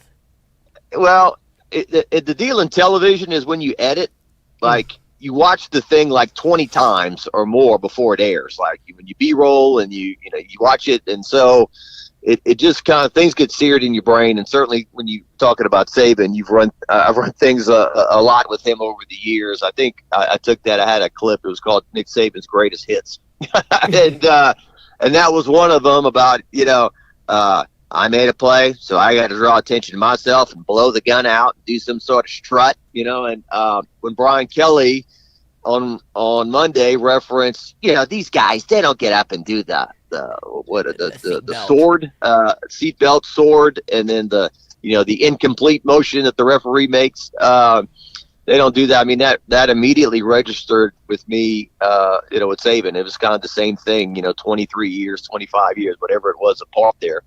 And so I do think that it's interesting that some fans, have these high demands for the team, and they better do this and they better do that. And then when the coach says things that are true and tries to implement discipline and things like that, then there's the whole quote, he threw somebody under the bus or this and that. It's like, well, which way do you want it? I mean, this is not Pee Wee football. This is high pressure, high stakes collegiate athletics. And I agree with the coach. I mean, if you're giving up 400, 500 yards and 40 points or whatever the case may be, and you occasionally knock down a pass or some guy drops the pass and you do a big dance like you're All-American or something, that's just out of place. And that's not even so much modern times. I remember, I got Tiger Rag magazine in the mail long before this kind of stuff. And I think it was in 1991, or I think it was when Curly Hallman became the head coach, at the end of Archer. And they said, the 1990 team, they celebrated more than the 1958 national championship team with all the strutting and dancing and stuff. So, we'll see. I mean, that's one big part of the team. I'm really anxious to see the safeties, TaMarcus Cooley and A.J. Halsey back there. I think that if you ask, one big spot where they upgraded, I think it's safety. Hopefully that's the case where you got veterans back there that played a lot of football that make better decisions. If you saw my interview with Jack Hunt, the safety on the 2003 national championship team, that's what he said. He said the last few years our safeties have not been very instinctual. They've had talent, but they've been in the wrong place at the wrong time. And so that's what I'm really looking forward to at that spot. And, and I'm a little nervous about running back. Caden Durham is really your only truly proven guy on the roster, and he was a true freshman last year, had to gut through the season on broken toes. I'm really hopeful that Caleb Jackson breaks through this year and is a consistent force. But if Caden Durham gets hurt, you're down to Caleb Jackson, Harlan Berry, a talented true freshman, but a true freshman, and Jawan Johnson, who they're kind of playing all over the place. So I can't say that I'm totally comfortable with what they've got there. Hopefully everyone stays healthy and they can, run the football and give Garrett some breathing room, and the offensive line can, pass protect as well. All right, well, since it's game week and it's only 3 days away, JD, we need to get your prediction, your thoughts, what you expect to see happen Saturday night in Death Valley Junior.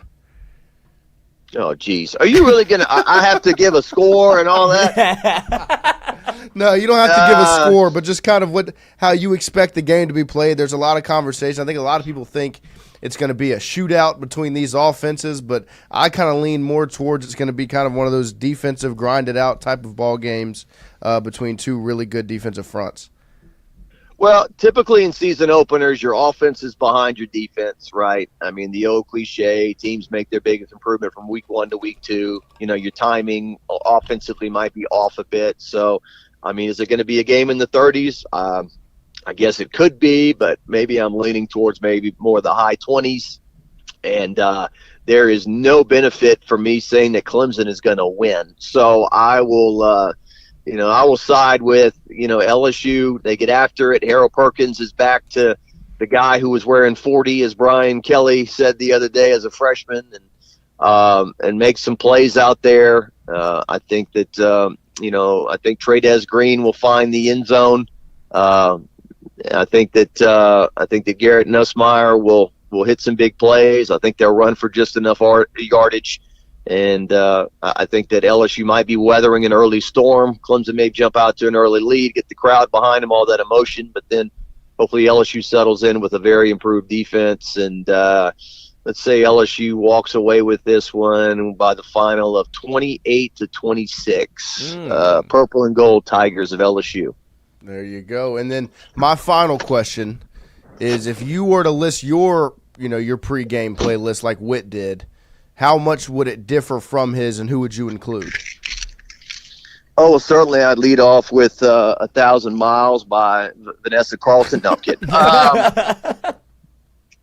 You need to do like guilty pleasure songs one day, like songs that you jam and you look around, make sure no one else is watching. You're yelling in the car, maybe a tear comes out. You're like, oh, I hope nobody's looking over here. Certainly, the wheelhouse for me is, your Motley Crue, your Guns N' Roses, your Van Halen, that kind of stuff. I like everything, basically. I mean, I like country. I like disco. I mean, the only thing I really don't listen to a whole lot is rap, but certainly I've liked my share of that. I had an NWA cassette in the late 80s, and I think my mom heard it from another room and opened the door and said, "What is that? What are you listening to?" It's Elvis. Yeah, exactly. Yeah, I mean, Elvis, lots of F-bombs in there. It's like, it was like the first musical medium, and back then, before all this digital stuff, to be able to get online, like getting something like that is like, getting a treasure of some kind, or, you've got something in your hands here, this cassette with all this profanity on it. But, I think you can't go wrong with like Dr. Feelgood, by Motley Crue, Welcome to the Jungle, Guns N' Roses, that kind of stuff. But I like it all, man. It's all good. Well, there you go. Well, JD, what do you have coming up? I know you'll have the special tonight. What else is going on over at WAFB? Yeah, LSU football special tonight at 6:30. If you're out of town, which a lot of people I know watching the show are not in Baton Rouge, we'll live stream it at our website, WAFB.com. You can watch it there.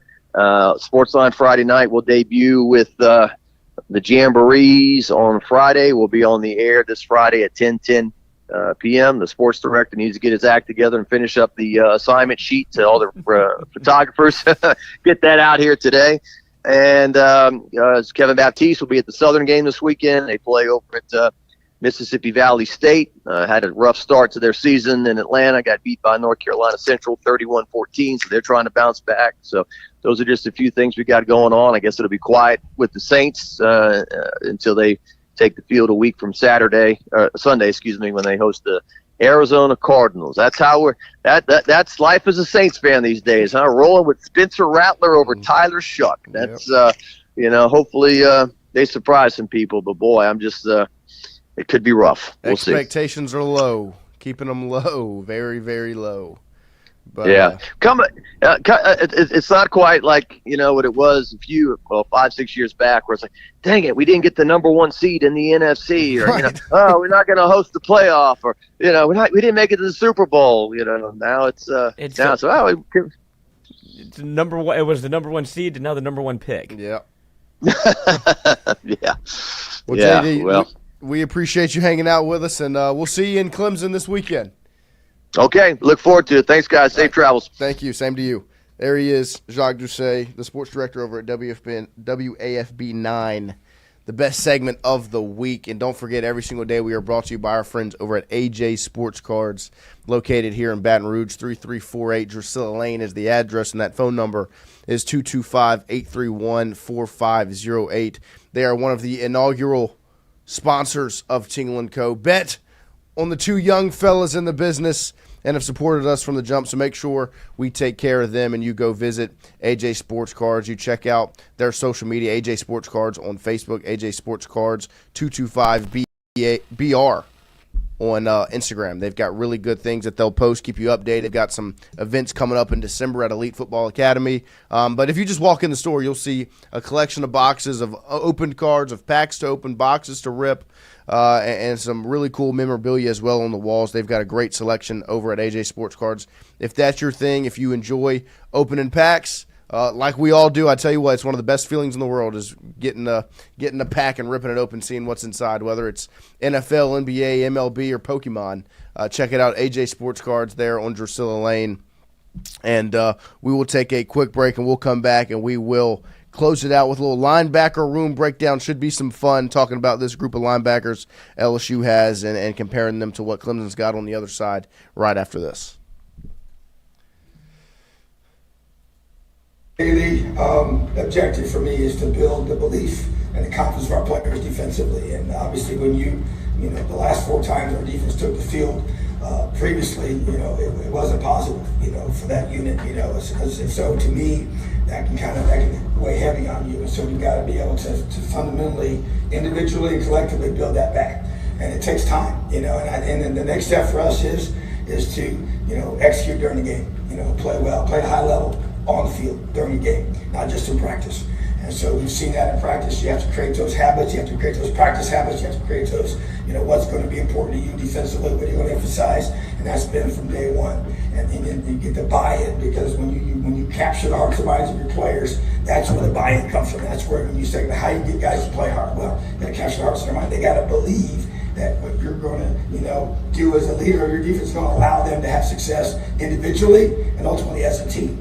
And what I believe is when the team does well, individuals get recognized. And that's where they say, hey, yeah, it's a team sport, and it absolutely is. But you know what? When teams play at a high level, that's when but if you flip it, and that's where the culture comes in. And you get guys that buy in to put the team first and what we're doing as a team, and then those individual things will follow. So I just think that's a huge part of one of my jobs was come here and rebuild that confidence and that belief in themselves and each other and in what we're doing schematically. And so, like I said, the next step for us to be able to keep growing that is to go out and do it on game day. When it comes to your home, the roof over your head matters. At CAS Roofing, we don't just install shingles, we build peace of mind. With years of experience and a commitment to craftsmanship, our team shows up on time, gets the job done right, and treats every project like it's our own home. Whether it's repair, a replacement, or storm damage that caught you off guard, CAS Roofing is ready. We're local, we're dependable, and we stand behind every nail, every shingle, and every promise we make. Because at the end of the day, it's not just about roofing, it's about protecting what matters most. CAS Roofing, built on trust, backed by quality.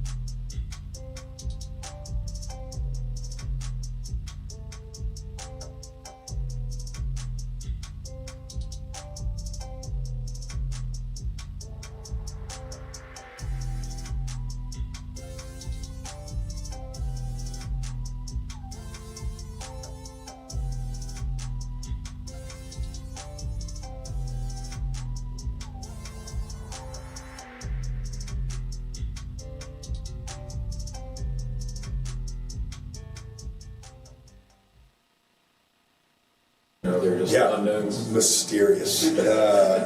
We're just trying to be mysterious. Keep everybody guessing, and we got some decisions that mysterious. Ooh, it's Halloween in August. Did you do that? Did you do that? Right on cue. Give her a raise. Yeah, I mean, you know, got a few decisions we literally may not make until pregame. So, I mean, y'all, no real need in it. Just creates more conversation than what we need to deal with right now. We'll talk about it next week.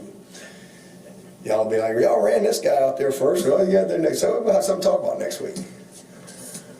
Oh yeah, for sure. I mean, you know, theirs and ours. I think you're gonna have great linebackers on the field. It's two really good groups of backers, both teams. But I mean, they got experience. We got experience.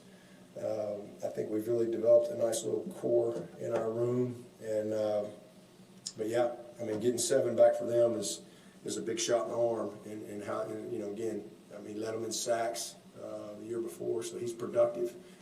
And I'm sure he'll be very confident getting back out there and ready to go.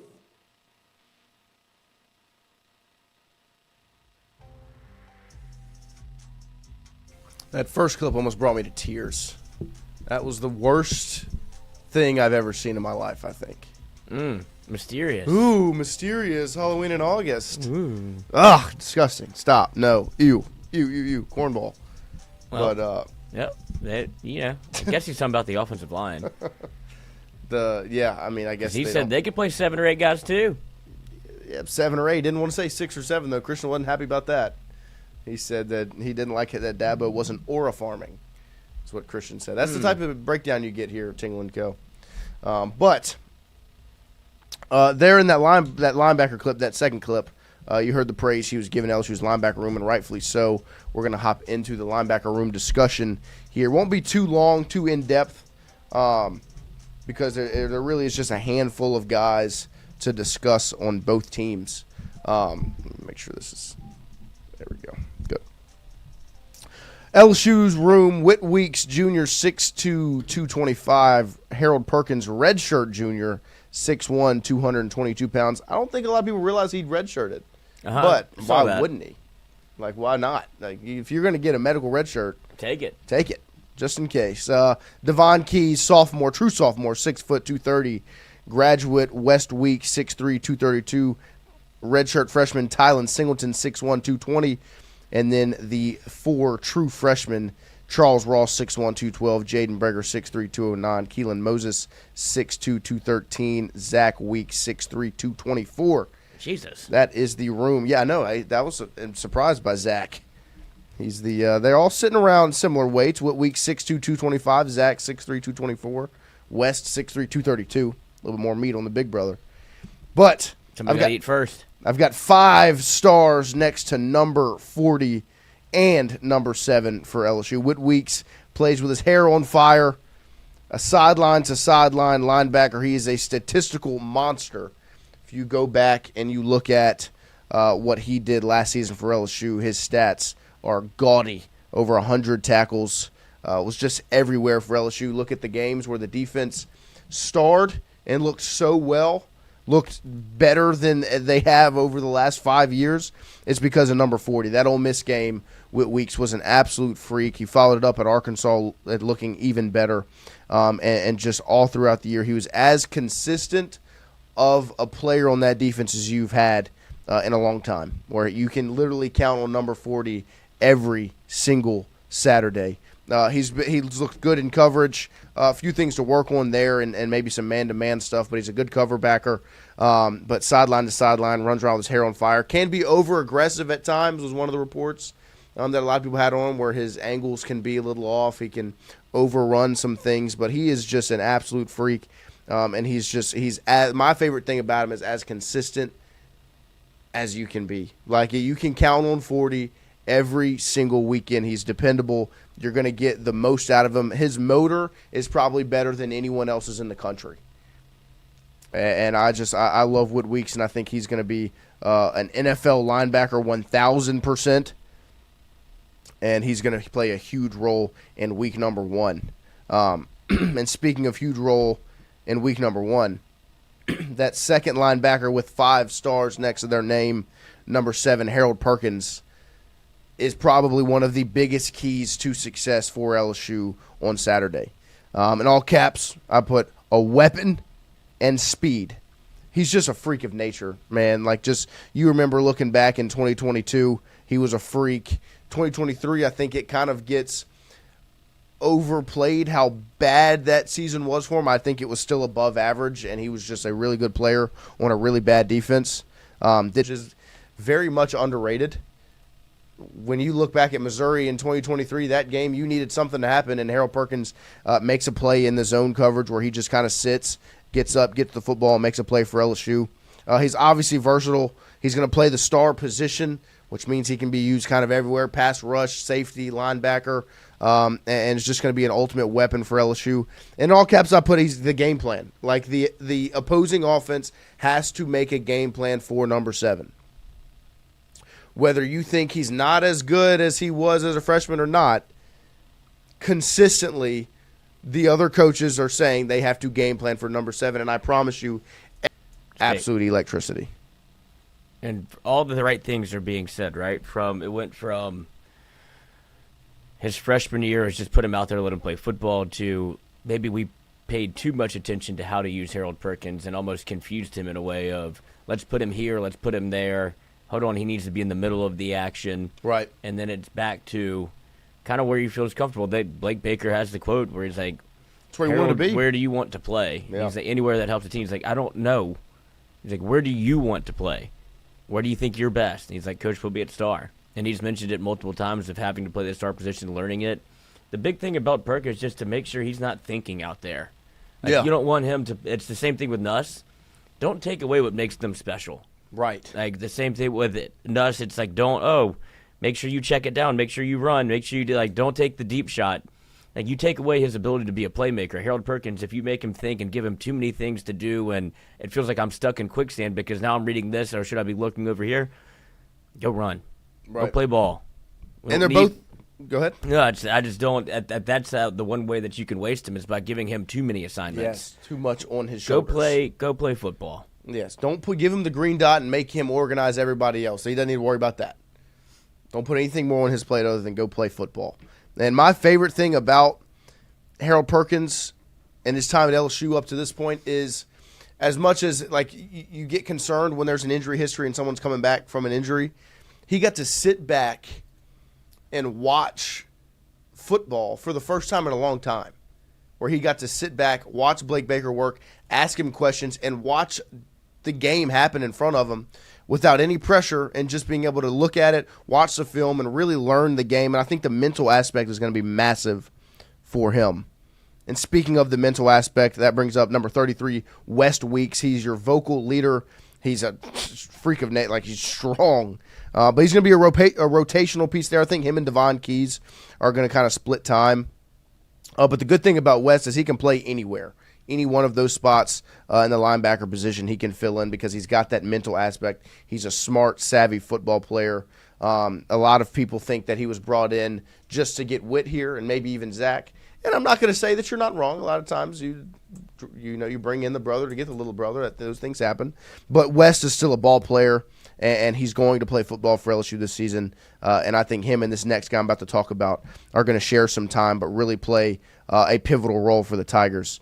Next up, number 42, Devon Keys, really showed up late last season. Like, as the season progressed, you saw some spot play earlier in the year, but as the season rolled on, he really started to pick up his playing time and his ability. He played 245 snaps total last year.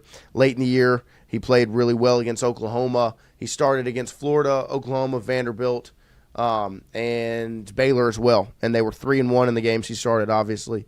And he was really good in coverage. I love the instincts he has. If you go watch some of his film, he's got really good instincts of where to go, what to do. He's great in zone coverage. And he's got such a good motor. You know, he was running around, not giving up on plays. I think he had 10 tackles against Oklahoma, and I thought he looked really good.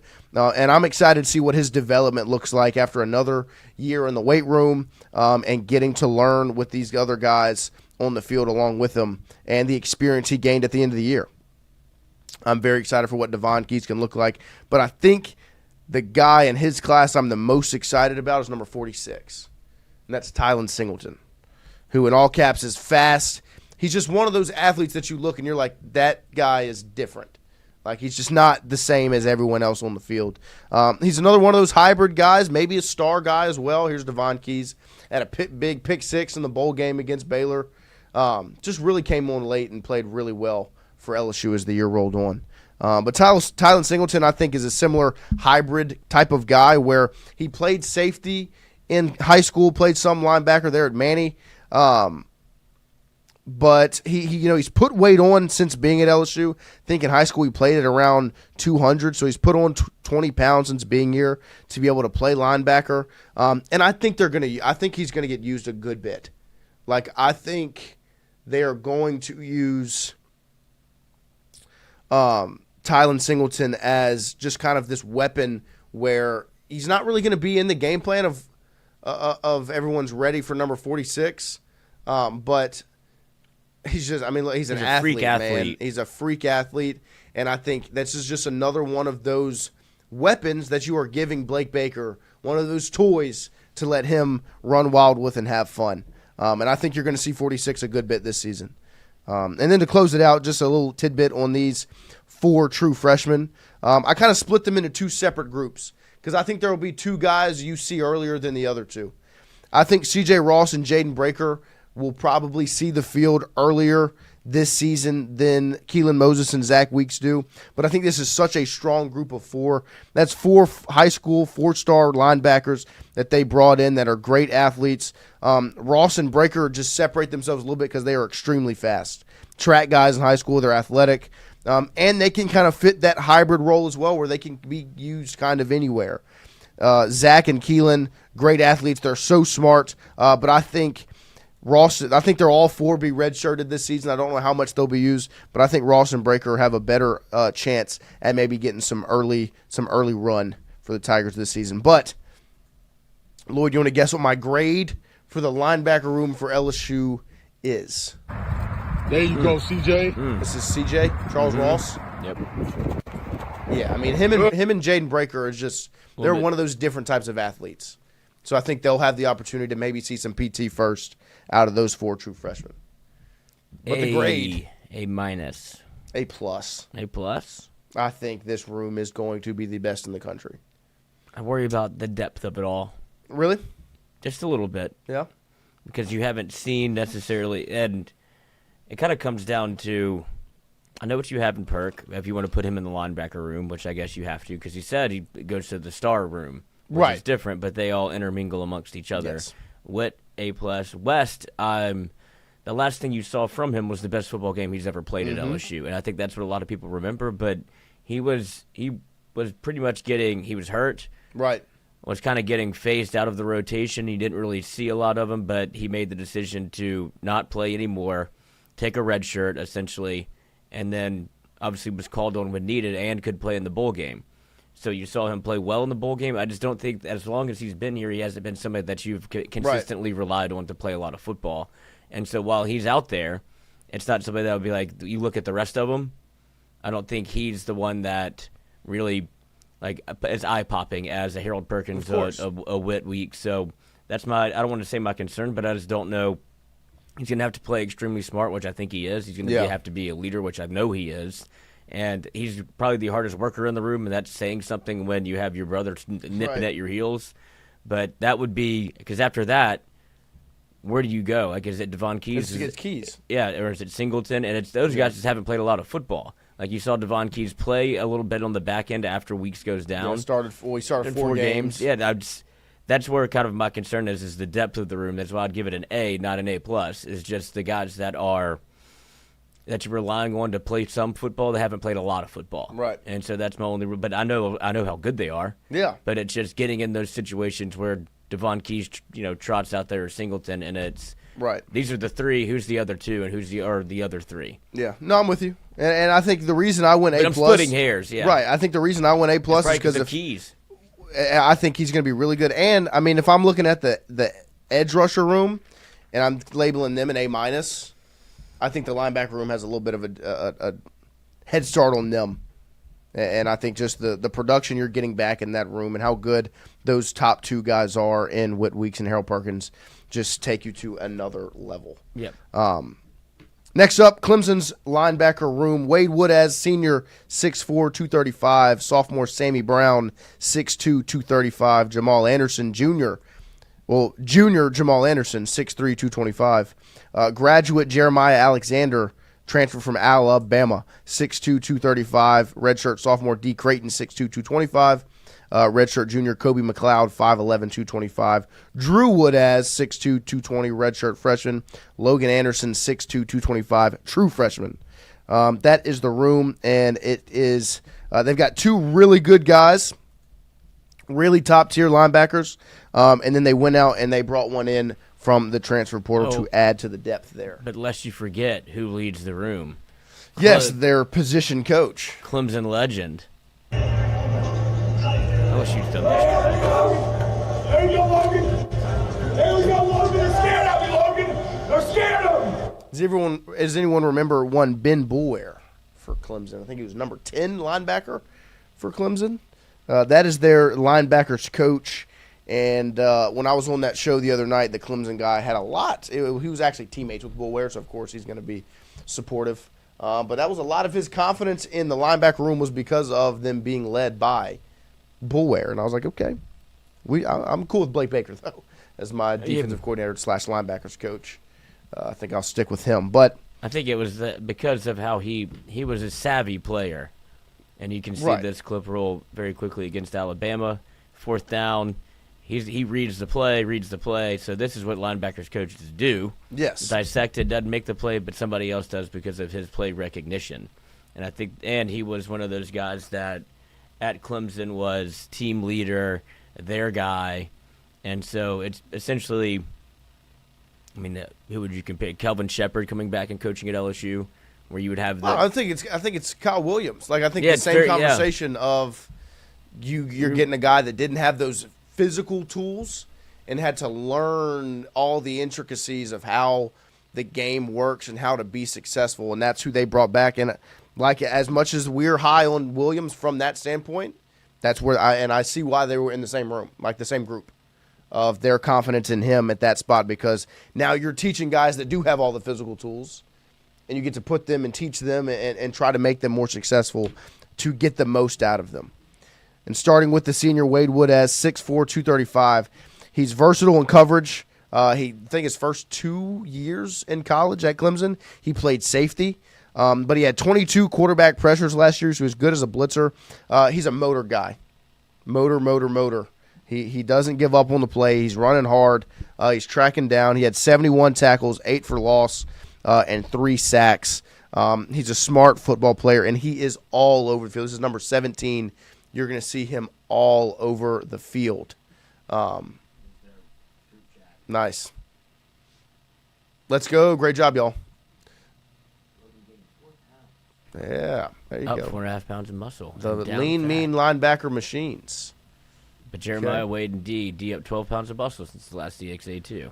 Look at these guys. They're dropping body fat and up in the muscle. Come on. Congratulations, Best shape of their lives. I wish.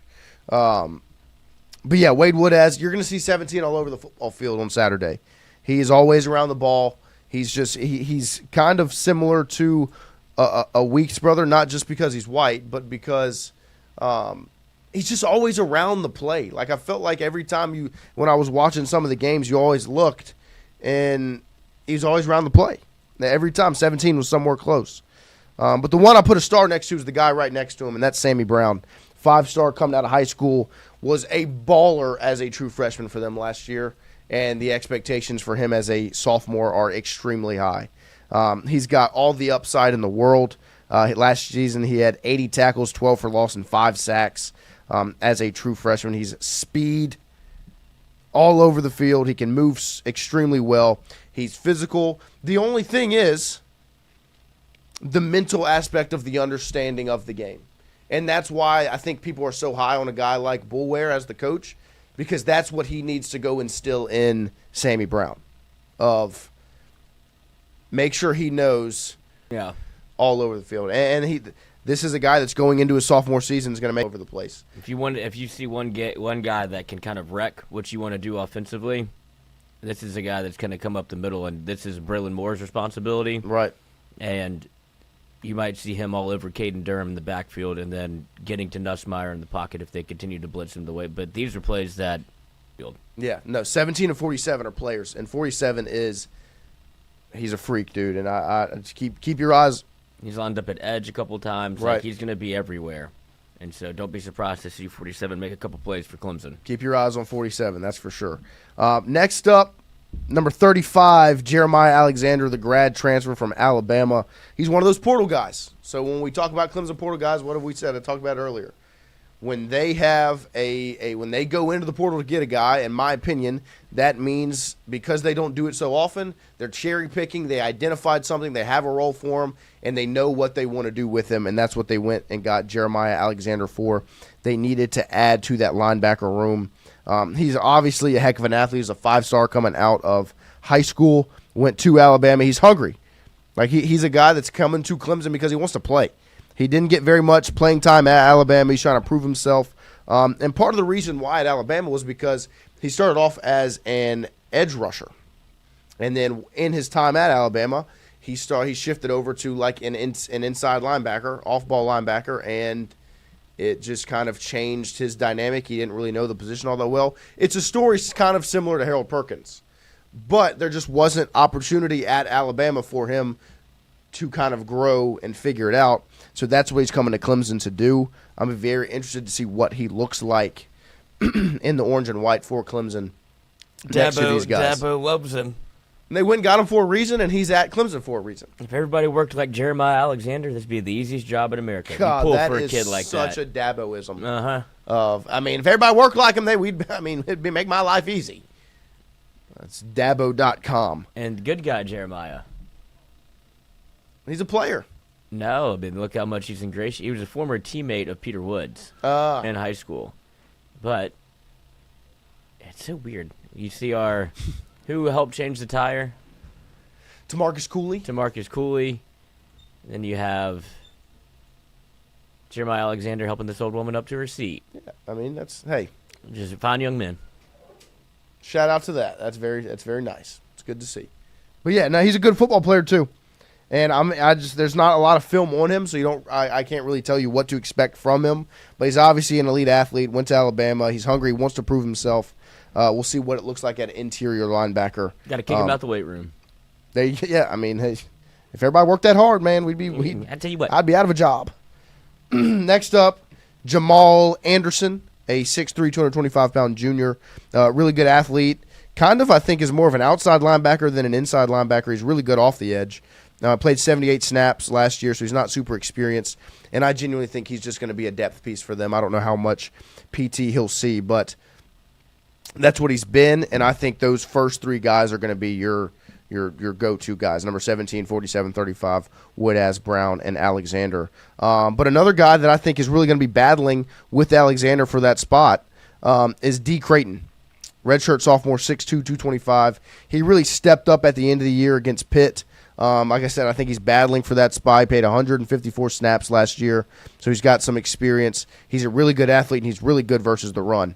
And so I'm very intrigued to see kind of how he battles. If I was going to say they had a fourth guy kind of pushing Alexander for some PT, I would say it's D. Creighton, the redshirt sophomore. So don't be surprised if you see 22 out in the mix as well.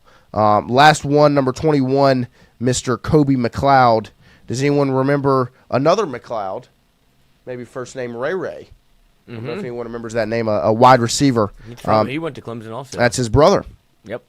So a lot of family. It's a weird. A lot of family, Clemson family. There. But he had a season-ending injury last season, and he's just kind of fighting for that opportunity. I think he's going to be another depth piece as well. I've got them rated as a B+ room. I think the first two guys I talked about, Woodaz and Brown, extremely good. I don't think either of them are to the same level as LSU's first two guys. And I think LSU has a deeper room than they do. I think they're betting a lot on the transfer from Alabama, and then behind him, they just don't have too much. Yeah, I would think that's where you would see a Kobe McLeod, somebody that played a lot of football or was given the opportunity to play as that fourth linebacker and ultimately gets hurt, but that was somebody that they trusted to be on the football field. That's how you get hurt. Yep. But that's probably a name you'll see more than not whenever it comes to like that fourth or fifth guy on the field for Clemson. Yeah. So I think they have, like I said, the top end talent with Woodaz and then Sammy Brown, who's really, really good. But to me, that's a B+ room. But they have an A- ceiling. I think if you can get the most out of Creighton and McLeod and Jeremiah Alexander ends up being kind of what you expect, they are, an A-, maybe even A room. Can be really, really good because those top two guys are very talented. But to me, LSU clears relatively easily in this position group battle. I think LSU's linebacker, top-tier talent with Whit Weeks and Harold Perkins. And then just kind of the mix of depth you have where you have young guys, you have some experience, you have West Weeks. I just think it kind of makes for and I'm also betting on Blake Baker versus Ben Boulware. As much as I think Boulware is a good hire, I'm taking Blake Baker. And PFF actually did their top 10 linebacker rooms going into the season. Clemson came in at number 9. And then Lloyd, LSU came in at number 2. So different kind of expectations there, but obviously both top 10 rooms. And I think LSU will end up right there around number 2 in the country, maybe even number 1 versus I think Texas is the real competition. But I think Clemson can really make a jump. I don't think they'll be the 9th best room in the country. I think they can make a jump into that top 5. So 2 really good rooms. Like I said, these are really good rosters. That's been I've been spoiled doing these position group breakdowns just by the fact that I get to watch good football because these are really, really talented rosters. But LSU to me, one of the best linebacker rooms in the country. Clemson is there as well, just not to the same level. I give LSU the win in the linebacker room competition. Lloyd? Yes, I'm actually looking up some stats because it's hard to make a decision based off last year. Right. Clemson struggled mightily against the run, 85th in the country against the run last year, but LSU did not fare much better in the SEC. Statistically, the worst team in the SEC in giving up rushing touchdowns, and they gave up 1,800 yards on the ground for 4 yards a carry and 26 touchdowns just on rushing defense. Yeah. One of the quotes about this Clemson linebacker room, the Tigers duo of Wade Woodaz, Sammy Brown is a perfect blend of veteran leadership and a youngster with immense potential. Woodaz was the honorable mention on my top 10 linebacker rankings and is incredibly versatile in coverage as a former safety. Forced 5 incompletions last season and has picked off 3 passes since 2023. The rising senior is also a weapon as a blitzer, tallying 22 pressures last year, which is top 20. I think Witt had 25 or 26 pressures, so just right above that in the top 15. And then Sammy Brown was a 5-star recruit from 24, played 454 snaps as a freshman. He had 5 sacks, which was tied for 17th among Power 4 linebackers, and he's expected to take the next step as a full-time starter. And just going through Clemson's game log here. First game of the year against Georgia, gave up 170 yards. Appalachian State, 150. North Carolina State, 180. Stanford, 236. Yep. Figured it out against Florida State for 22 yards. Wake Forest at 87. Virginia in a loss, 68. In a win, 68. In a loss to Louisville, gave up 210 yards. In a win against Virginia Tech, only 40 yards. A win against Pittsburgh, 88 yards. The Citadel came into town and put up 288 yards. Lord have mercy. South Carolina, 267 yards in a loss. SMU, 154, even though SMU lost the turnover battle as they continued to give the ball to Clemson. Just kept coughing it up. It was unbelievable. And then Texas, 292 yards. So that's a weakness. For both sides. Like LSU, LSU hasn't really been extremely good against the run either. LSU, 69 yards against USC. Should have won that football game. Nicholls State, 150. South Carolina, 243. UCLA, 14 yards. South Alabama, 110. Ole Miss, 180. Yep. Arkansas, 38, their best game of the year. Texas A&M, 242. Yeah, ugh. Alabama, do you want to guess? I don't even want to hear what 315. 311. 6 touchdowns. Gosh.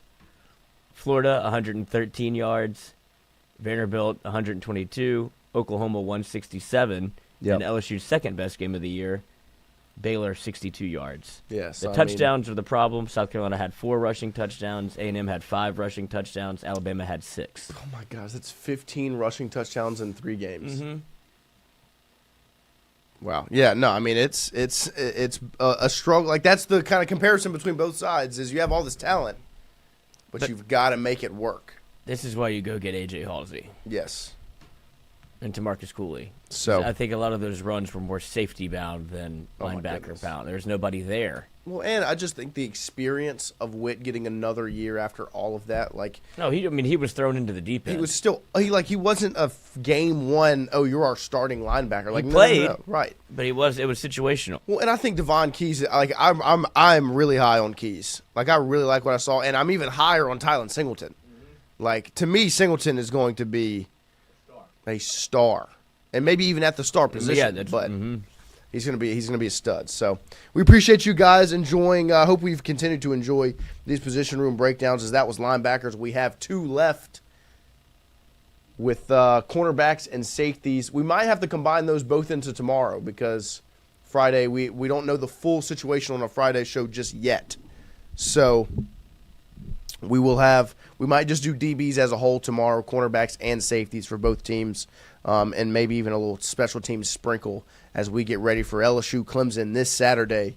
And let's connect athletically because it just feels like that time. Just feels time to connect athletically with you guys in the chat. And then we'll let Brian Burgess get in his bag with some trivia. As we're going to go a little OT today, a little bit past 9 a.m. as it's about 9:20 already. So I'm excited to see what this defense can look like. I've really enjoyed the first level, the front 7 of the defense so far in these breakdowns with the D-ends, the D-tackles, and the linebackers. So let's connect athletically here on this Wednesday morning as we are 3 games away from game day. All right, let's see.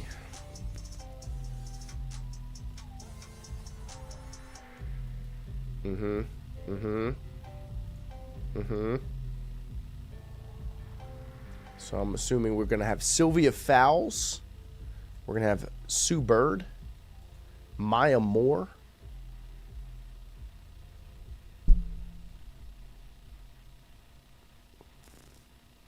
okay, wait. Let's do Crest. Oh, doing name, number, sponsor. Oh, soccer jersey. Yeah, I believe. And then you've got.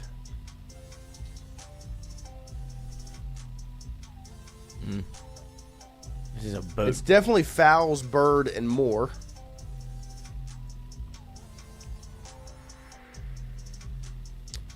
I guess maybe Anthony, but I'm trying to think of who the player is. Because I think this is like boat shit. Okay, send it. Because Anthony's the only thing I could think of that would be the next name. Yeah. Oh, no Hall of Fame quarterbacks with a letter change. Dan Marino, Kenny Stabler, Kurt Warner, Warren Moon. And these are WNBA legends. Oh, Hall of Fame class. Carmelo Anthony. There we go. Easy enough. How about that? Now let's let Brian Burgess just go crazy. And this would be the best part of my day if I were Burgess, is get to flex. Yeah, I mean, he just gets to flex his brain. He's hanging out in Clemson, getting ready for LSU football. Drinking a coffee, about to go for a run. Show off how smart he is. Just gets to flex his brain muscles. And the rest of the chat has been a big help for these. But we know who the MVP is. It's Brian Burgess. Right. But the chat does step up, like you said, yeah. I mean, the chat, it's not just BB carrying it by himself. Because we need you for this. Celebrity mashup. Oh, gosh. That is frightening. That's Carmela from Sopranos, but I don't know what her real name is.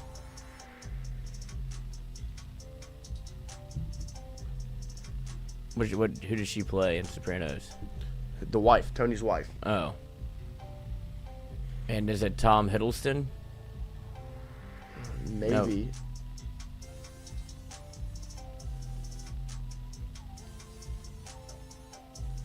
This is a real frightening looking person.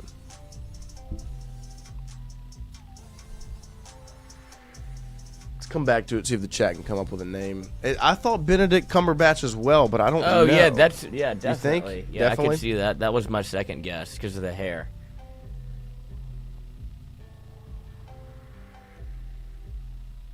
I just don't know I don't know her name. Tony Soprano's wife. We have Cumberbatch. That's an agreement. Benedict Cumberbatch. Doctor Strange. Do you remember the Between Two Ferns with... It was Galifianakis interviewed Cumberbatch? Mm-mm. Did you never seen that? Oh, it's hilarious. I mean, he gets everybody. Oh my gosh, Between Two Ferns is some of the best content ever. It's hilarious. Edie Falco, yes, that's who it is. Edie. That's her name. Thank you, Brian. Thank you. You spelled current wrong. Nice. The Giants, the Bears, the New Orleans Saints.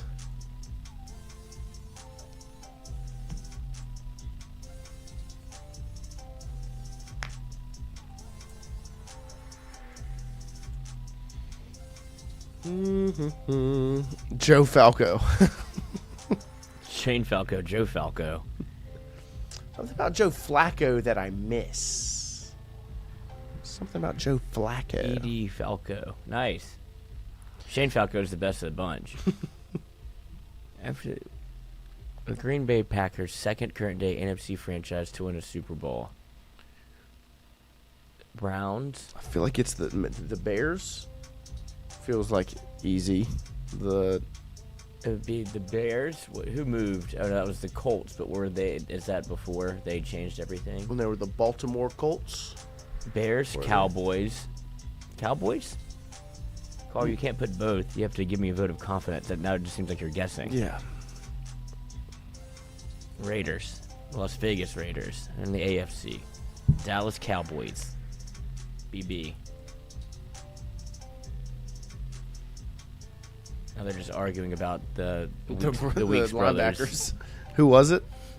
Dallas Cowboys. Dallas Cowboys. Nice. Final player to win National League Silver Slugger with this Brave in 2021.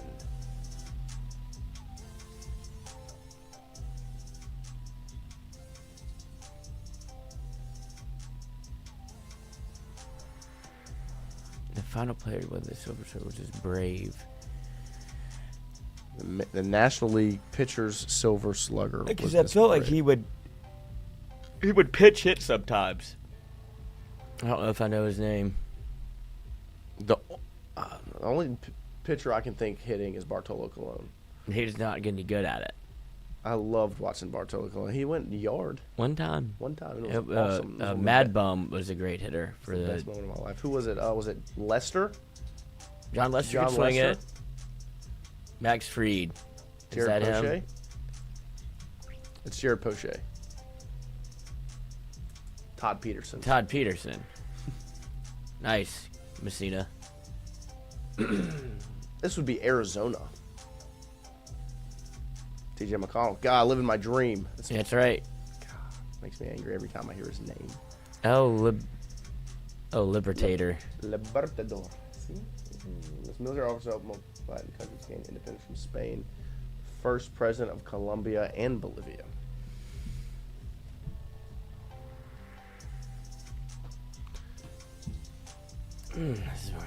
Feigning our ignorance here. Yeah, we look real stupid right now. Somebody should know this. Jonathan would know this. Jonathan would. My dad would know this. Not me. I can't even think of a name. Max Fried? Oh, there you go, Brian. Good thing we've got Brian, man. That's my real dad. Brian Burgess. Oh, you would think he can claim Jonathan. Cheese curds. A signature root beer and a turtle sundae were part of 2024 J.J. Watt inspired meal from this fast food chain. Culver's? I believe so. Nice. I know some things. Ugh. Oh, who cares? You. Is it New Girl? Maybe. I don't remember her being on New Girl. I don't know. Good guess, Gage. Nice. It's either New Girl or what's that song where they sing in it? The song that they sing in it? They sing amongst everybody in class and school. Glee? I don't know. I never saw Glee. New Girl. New Girl. See, I thought it was New Girl, too. New Girl. Fitz, congratulations. They fixed it by bringing Megan Fox in. Yeah, that made the show so much better. It did. Reagan. Is this Space Jam? The timeline lines up, I think. Or maybe Space Jam was later.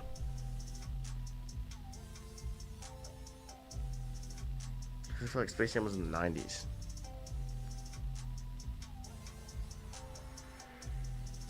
What about Jessica Rabbit? Who Framed Roger Rabbit? Yeah, what about Jessica Rabbit? Yeah. Isn't she in that? Yes. Yeah. It's just funny that's part that stuck with you. Oh. Booty, booty, booty, booty, rocking everywhere. Booty, booty, booty, booty, rocking everywhere. I mean, Those 2006, dogs, Lloyd, this is your time. Oh, yeah. You don't know it? I know the song. I don't know what it's called. I don't know what it's called either. Bubba Sparks. Bubba Sparks. Booty, booty, booty, booty, rocking everywhere. I don't even know if there's lyrics to this song. I've never heard anything besides this part.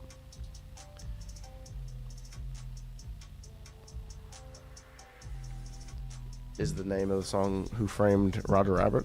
Gage Evans, Jessica Rabbit, First Love. Yeah. Miss New Booty, that's what it is. There you go, put it in. I found you, Miss New Booty. Oh, is she married? Maybe she's just called New Booty. Maybe she's just... she's single. Miss. Respectful. I don't know, boys. We keep going. We keep crushing these. Shout out to BB. What a good day. Gage Evans, 38, baby. Nope, that's not the name of the song. That's NBA Youngboy. We love you guys. Appreciate you guys hanging out with us. We're getting closer. We inch closer. Almost there. 3 days away. LSU-Clemson this Saturday. Appreciate you guys hanging out with us.